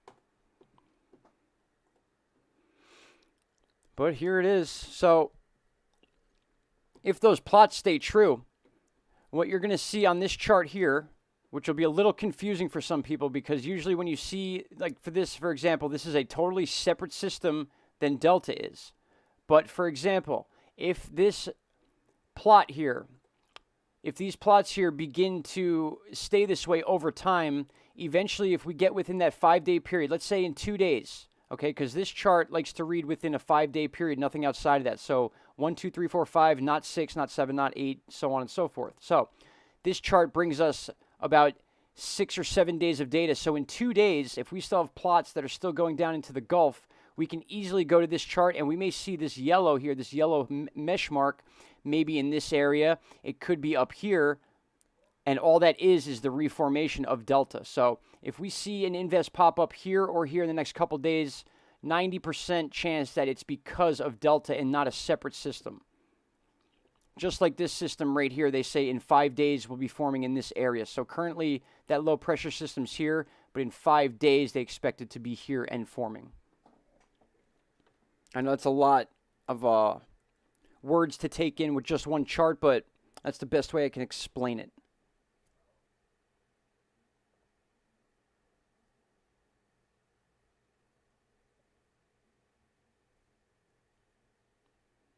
Yes, blue gold. The wind shear was very interesting with this too, because at first it had no effect whatsoever, and the only reason I really knew it was having an effect wasn't because of the direction it changed. It was more because we couldn't see the eye wall. We had a definite eye wall up until about the beginning of this chart right here, and the shear wind peeled those clouds over top of it. So the eye wall was still very much there. It was just being covered up from our vision with the top layer clouds being peeled over it. But yeah, look at the waves, like the ripples in these waves. That shear is like, it's like a 90-degree turn almost. Like anything that's coming off this storm, the second it's released and it's vulnerable to be moved by other things, boom, that line cuts off. We almost have like that straight line of moisture now. Check that out. Very defined line there.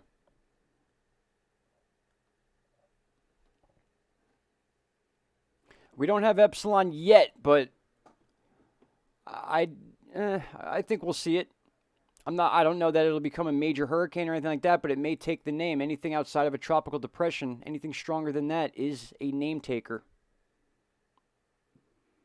Let's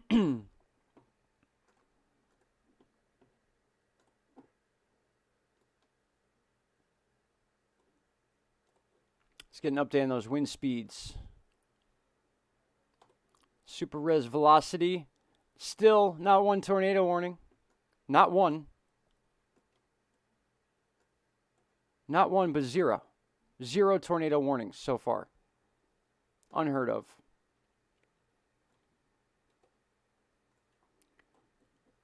Hit pause for the most recent. See, there's the difference we were looking for, guys. Excuse me. If we get past Zeta, it will be the most named storms in one season. Definitely, by far. In fact, what's the record? 2005? Is that what we were saying? It was 2005, 29 storms? I can't believe no tornado warnings. And it's not this program either that's not picking them up. They are simply not there. There's not been a single tornado warning because we have Tornado HQ up here. This site is made specifically to pick up tornado warnings and signatures. And they put all the information for you here. You can even see we've had tornado warnings in the last couple days. Our biggest gap I ever saw was 10 days. So 10 days to a day ago. That's 9 days without a tornado warning. That'll happen in the off season, but it's not likely. But it did happen, and now we have 23 hours ago was the last one. We should have had 1, 2, maybe 3 of these already, but things happen. And this is the chart you'd use to see them too, the velocity chart. You'd see this pink signature like a ball kind of like flipping around, and you would notice that as a tornado. So now that the wind field we're looking at, you could see this part of the wind field, these little darker blue colors, is the highest of the wind field in this entire area. So I have the marker there. These light blues are all 70s, some 80s, but then you get inside that pack, 84, 85, maybe 1 or 2 90s in there. There you go. But this is the biggest of the wind field of this storm right now by Dry Prong. You can see.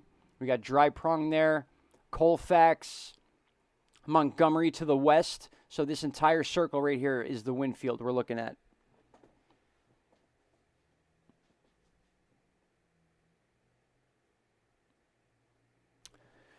Okay, so yeah, so we're still looking at a technical Cat 1 hurricane moving basically east. It'll probably say northeast. In fact, let's just go check.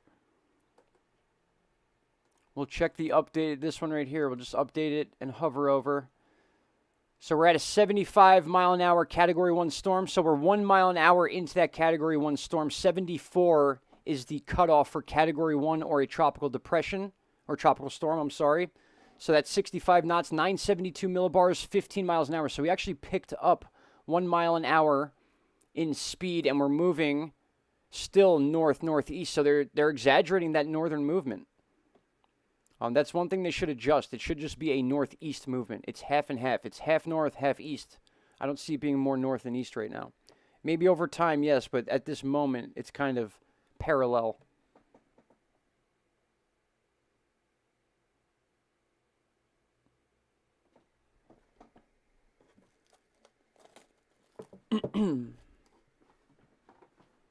Beautiful, beautiful. That's the most updated. This one, oh man. I hope not, but you never know. People are going to be going nuts over this if this stays until tomorrow. If we see these plots tomorrow, that's going to be the new video tag. Delta reforms in Gulf.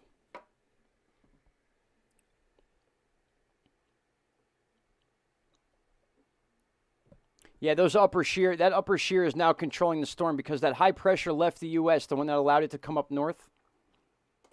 And now that high pressure is off by the Outer Banks into the Atlantic Ocean now, our main steering factor is that shear wind, and we can clearly see the effects of that. I mean, we just showed that, but I'll show it again. But just look at the peel-off outside of the storm itself. Once this thing makes landfall, watch this explosion. There you go. Boom. It's just like a big giant aerosol can just spraying. All of it. Just look. The entire southeast is under the fingerprint of Delta right now. The entire southeast and soon to be pretty much the entire east coast.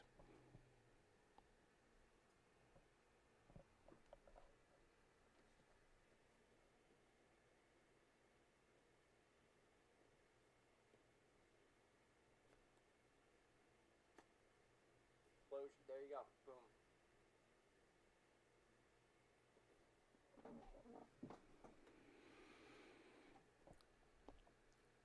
Yeah, that is a very dramatic shear wind.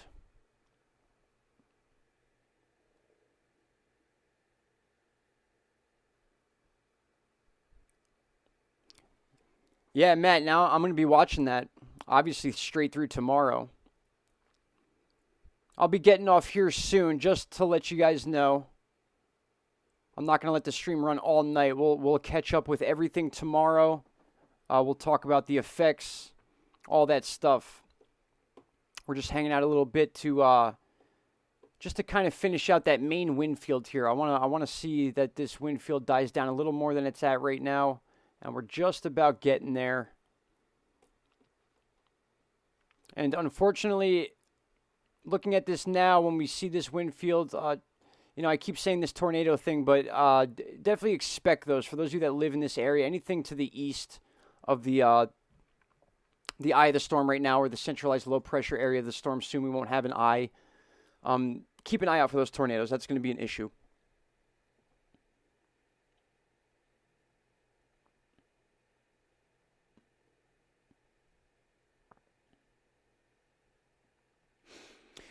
Kind of both, Plamena. To be honest, it was more so the high pressure because that was the force field holding that storm in place. That's why it kept moving to the west. Same effect as what the Bermuda Atlantic pressure bubble does to other storms. So Really quickly, I'll just explain it really quick. So the Bermuda Atlantic bubble is the Atlantic Ocean in this section right here. It's a high pressure that most of the time our storms work around. So you can see this invest right here is moving in this type of direction, and then usually storms will come up this way. They'll come into the Gulf just like Delta and then come back out.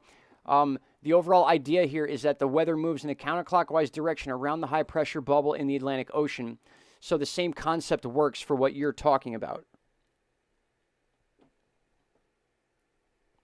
So in other words, what I'm saying is we have the high pressure Atlantic here, which controls and keeps these storms down. It does the same thing when a high pressure comes over top of the U.S. and moves with the jet stream along Canada and the U.S. That high pressure was here, or I'm sorry, it was here moving this way, and it was keeping the force down on Delta. So Delta continued to move this way because that pressure was here forcing it downwards. The second that pressure exited out into the ocean, it allowed Delta to come up. So we were waiting for that pressure, and that's why all the plots or the models, the prediction models, were not agreeing so much. Some of them thought the high pressure was going to release sooner or not release soon enough. If it was still there, the storm would have gone right into Texas. But because it exited, it allowed the storm to move up, and that's why we had a Louisiana landfall. So that is the main answer, is the high pressure. Secondary would be the wind shear. No problem. I probably explained that a lot longer than I had to.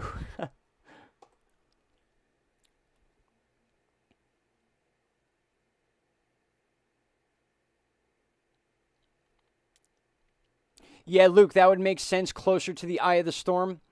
A lot of times it's those bands that spin off those tornadoes, and I guess it's the momentum of those bands.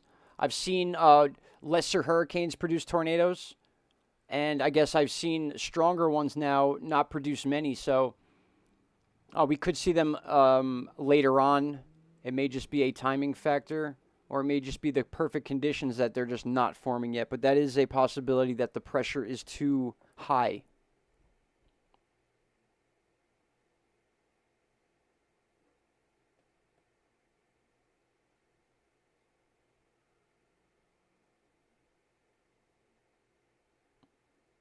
Ooh, pool house is flooding, Marksman. That's not good.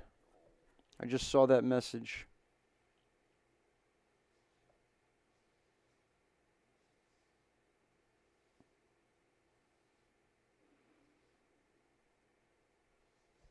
Thank you, Plemena. I appreciate that. Sometimes I get, I get all caught up and I'll talk about 10 different things and I'm just trying to talk about one. How does that explosion work? Well, what explosion are we talking about? You mean the waves? The concussion waves that look like they're coming off? Thank you, Deborah.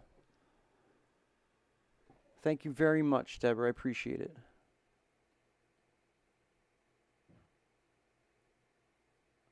Yeah, that's what I mean. And you know what I'm talking about with the red. Those are red signatures. We're supposed to see these red boxes, on this side of the chart here. You guys have been with me for other hurricanes, for those of you that have. This panel here is loaded with tornado warnings. Some 5 minutes long, some 15 minutes long. So they're coming and going nonstop, but they were coming and going. All we have is the flash flood warnings right now. But the proof is there. We've seen the tweets, we've seen the pictures, the videos, the storm surge. This storm is no joke.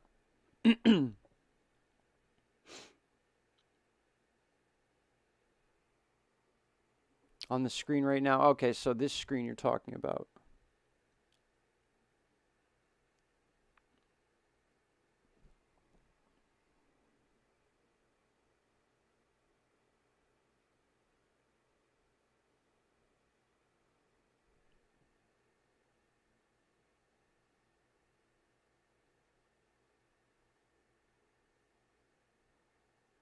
There's just a little delay with the stream, SRT, that's all. I'm back on that water vapor chart, so I'm looking at what you're talking about, the explosion, like those concussion waves coming out of the storm.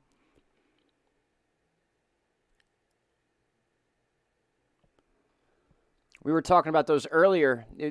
Before it made landfall, it was like doing that pulsing type thing. It would like, every full rotation, you can kind of follow some of the moisture around in a full circle, and every time it would get to that point right here, it would shoot out like a concussion. It would be like another wave of pressure and storms and like that surge coming in. And that's really what pushes that storm surge in time after time. Basically, okay, so short explanation, it's basically the same concept of how the hurricanes form to begin with. They'll start with spotty storms. They'll start grouping together, and then in the middle of those storms, you'll start getting a suction up from the bottom of the ocean, that warm air that's coming off the warm water of the ocean, because a lot of hurricanes are thriving in warm water, so they're pushing that warm air up through the middle of the hurricane, and then it expands out once it reaches the top, and that also helps define the eye wall. So basically the eye wall is like this force field of warm air being pushed up and expands as it rises. So you see the expansion bubbles when they bubble up through the middle. It's all that interaction of warm air plus the moisture in the storm itself. That bubbles up through the middle, expands out through the side, and you see them in concussions, especially when the storm is really strong and it's above like a Category 2 or 3 or a major hurricane. You see those a lot more often, and we just happen to see them a little more right before landfall here. So that's really just what's going on with the storm itself. It could hit a pocket of warmer water, and you'll see those little explosions come out. It kind of lets you know that there's an intensity coming up. So had we not had land interaction while this was going on and this storm was in the middle of the ocean, it probably would be getting stronger right now.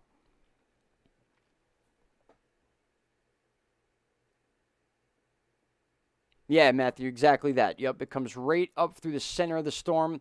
And a lot of times you see it better on this one. We kind of describe it as like a bubbling cloud. You know, it kind of looks like it's bubbling with this black signature. It's a little hard to see because it's out of frame. But same concept. You see that stuff puffing out of the middle. It explodes up and then outward. And then as we hit that cooler water along the coast and landfall, it expanded. So it was basically just growing. Yeah, SRT, there's a little more that goes into it than just that. That's like the nutshell Cliff Notes version of it.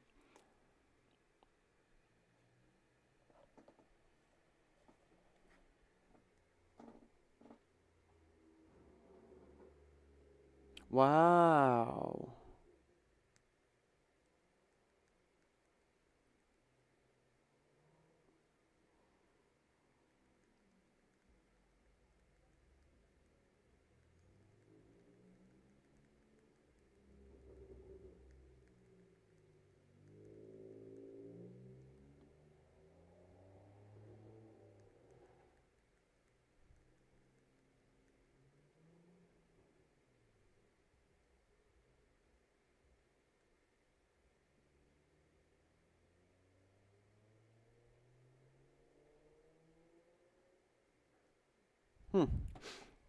Sorry, got sidetracked real quick.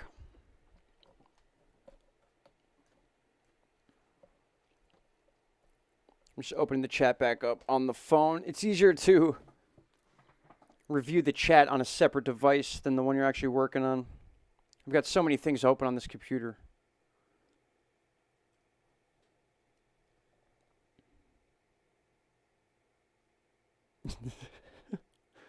Oh boy. Oh.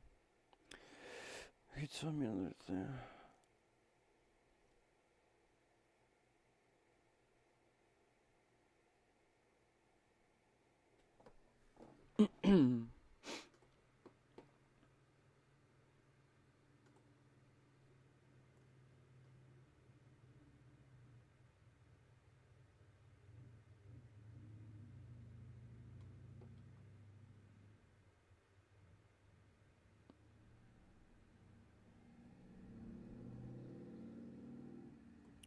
SRT, were you talking about the corkscrew thing I was looking at? It kind of looked like a piece of the storm, like kind of like flipped up on top of it and was like corkscrewing on top of it right before landfall. Because if that's what you're talking about, I could go back and try to find it, but it's not on the it's not within the data anymore. I'll have to go back and find the archive of it.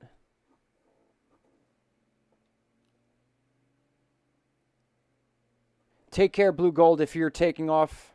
Thank you for showing up. I appreciate it.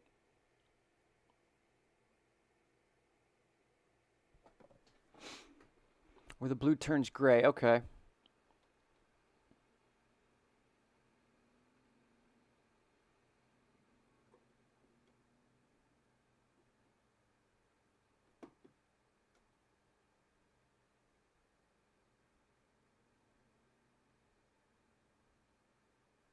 I'm assuming you mean the whole wave as a whole, huh? The shear wind effect of it.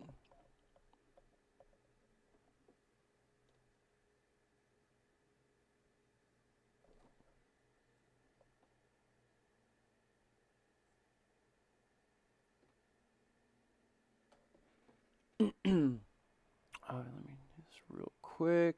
1 sec. 1 sec. We'll look at that again in 1 second.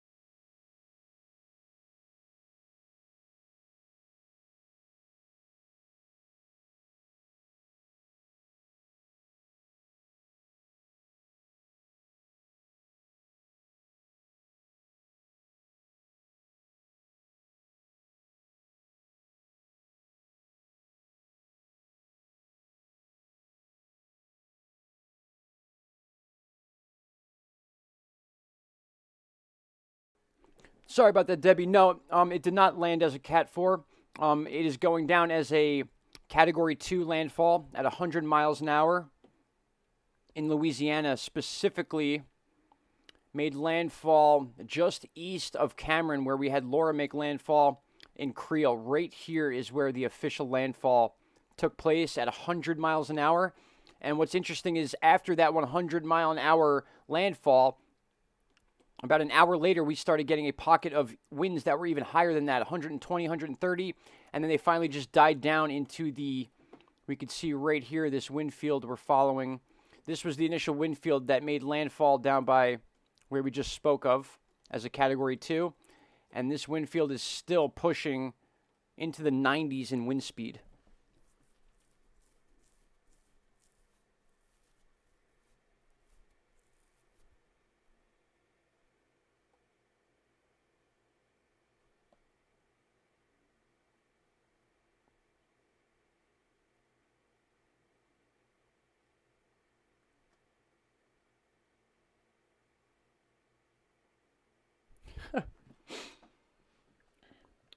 Rinse, repeat, reuse. That's what we do here.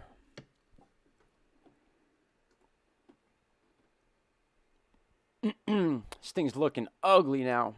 This is one ugly looking storm.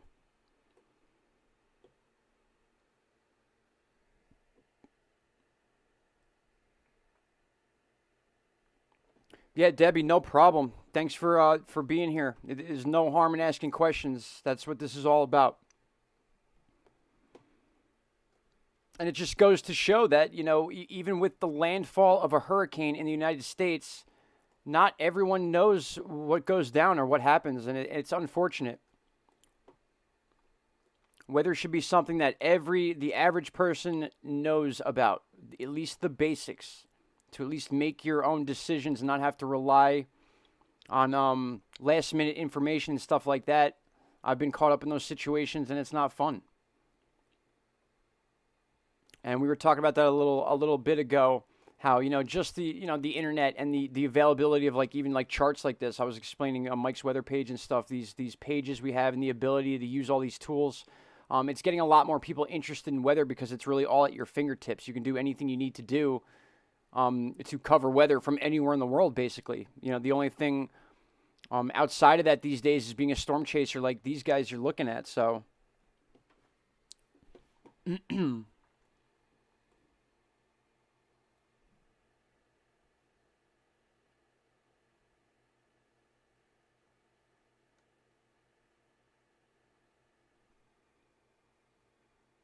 very cool. Yeah, awesome. COD chart. I'm going to hit play on that one. That's the one right there.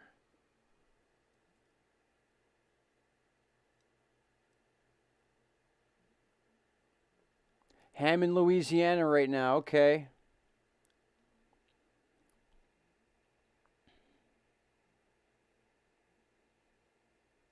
Lady Cortels, yeah, that wind field is hanging strong. I mean, look at this. This is our current frame. In fact, let's just double check. We got a couple more frames, actually. So this is our current frame. These are the current wind speeds right now, anywhere from Colfax, Dry Prong, Georgetown, Atlanta, Montgomery, and even Natchez over here. This wind field right here still has 90-mile-an-hour gusts. 92, 82, 87, 91, 86. This whole pocket right here. And if we back out, you kind of get an idea of how big that wind field is in relative to the storm itself. And still very strong winds all the way down to, I'm not even going to say it again. I don't want to butcher the name, but you guys know what I'm saying. So look, 69, 70, all hurricane force winds still in these light blue colors here. And that's a whole arc all the way coming from this area down. So the strongest of the winds are here, and it kind of wraps down. All this white are the highest.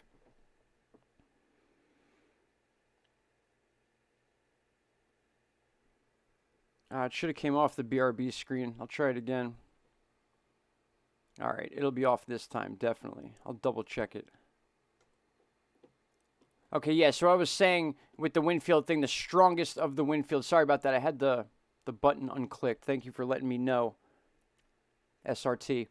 So what I was saying is you're looking at, obviously, the velocity chart, the wind speed chart for this, and this pocket right here is the highest of the wind speeds right now. Like I said, Colfax, Montgomery, all the way to, we'll zoom in and get that town back, Dry Prong, Georgetown, Atlanta. These are all within Louisiana, obviously, Montgomery, and then we back out, and you can see this is the wind field, and it kind of hooks down this way, and this is the eastern side of the storm, the northeastern side of the storm.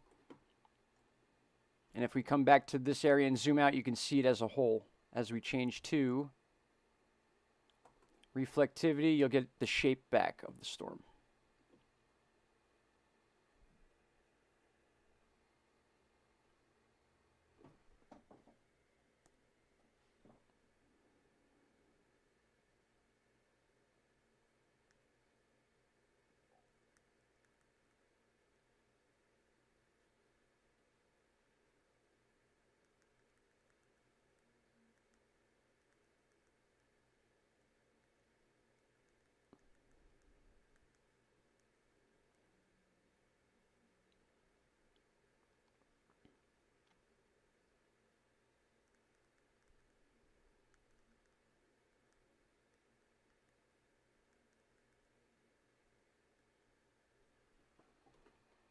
Why isn't that reloading? Play, come on, show us. There it is. I don't know why that took so long.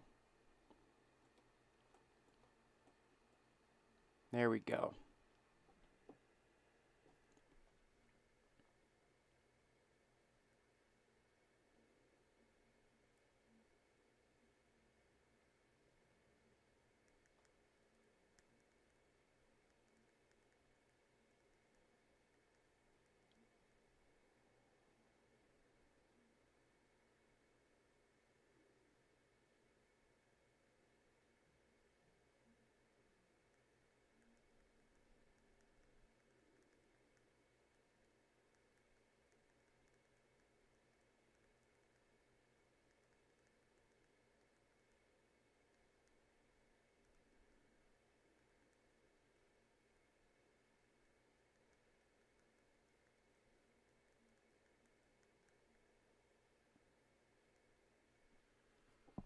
All right. Just trying to visualize something here real quick. Sorry about that. 11:13. That's true. Let's see.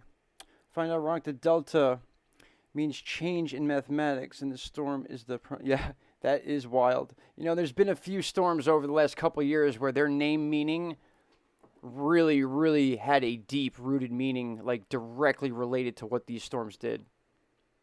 And I get into that stuff sometimes, not often, not too often anymore, but it's there. Once you cross that line in your mind and you make those connections, it never goes away.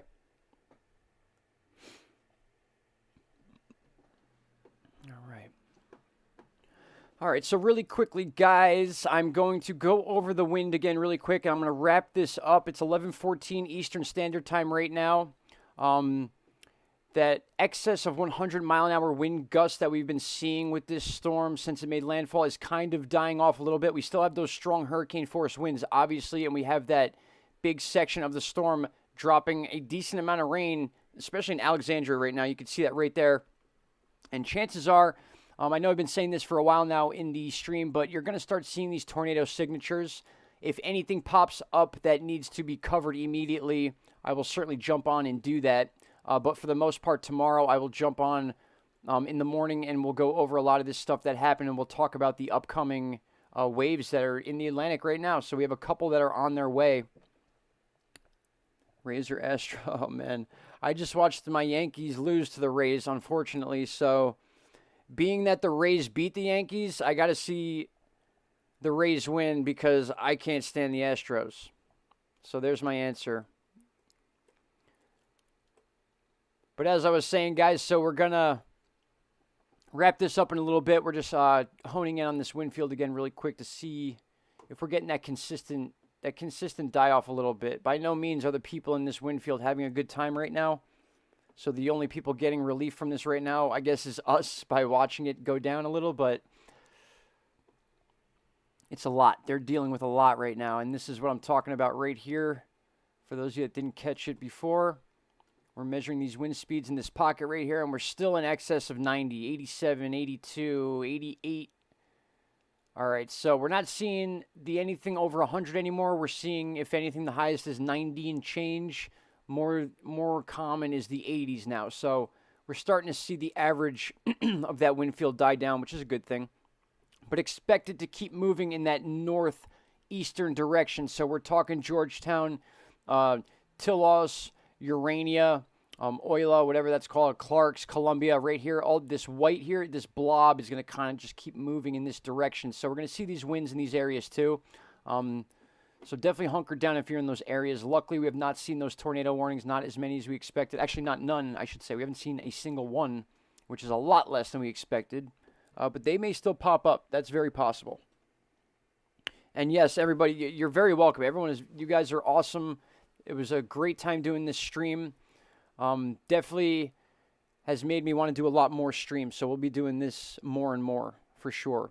Harmon, thanks for being here for the end of the stream, man. I appreciate it. You're always here. I respect you, man. You have nothing but nice things to say, and I really appreciate that a lot. I'm glad you got in here before we shut down tonight. And you be safe too, man. I'll see you tomorrow in the video. Yes, Kathy, this will break apart. It's already breaking apart technically. It's getting weaker and weaker every minute, but we still have those not nice winds that we want right now. So we're still in the thick of this thing for the most part, but every minute that goes by, it's getting better and better for those that are in the path. Plemena, anytime you want, anytime you see this channel live or anything like that, drop a comment, anything you need, a question, and we get to it. I read all the comments. I go through every email. I don't skip anybody. So whatever you have to say, I will get to it and I will see it. Yes, Kathy, that's definitely good news. We want this thing gone. Debbie, thank you. You stay safe too. Also, Deborah, you stay safe. Matt, you stay safe. No more predictions, Matt.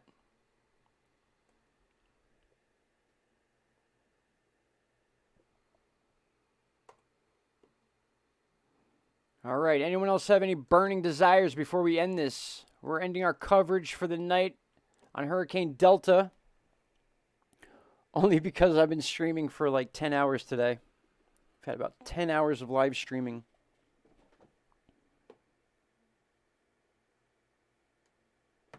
Bianca, no problem. Thanks for watching.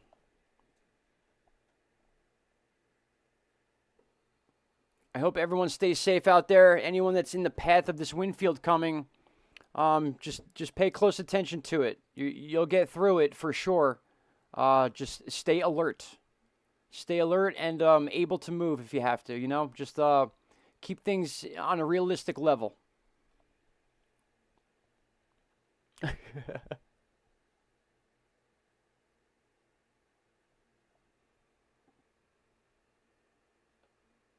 It does. Yeah, I know. It does have that circulation.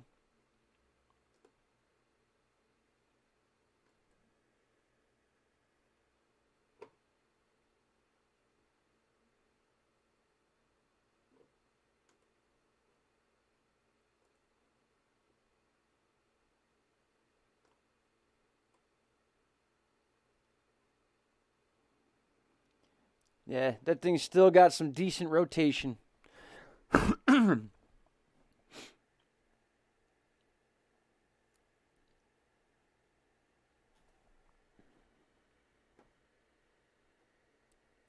Ooh, real quick.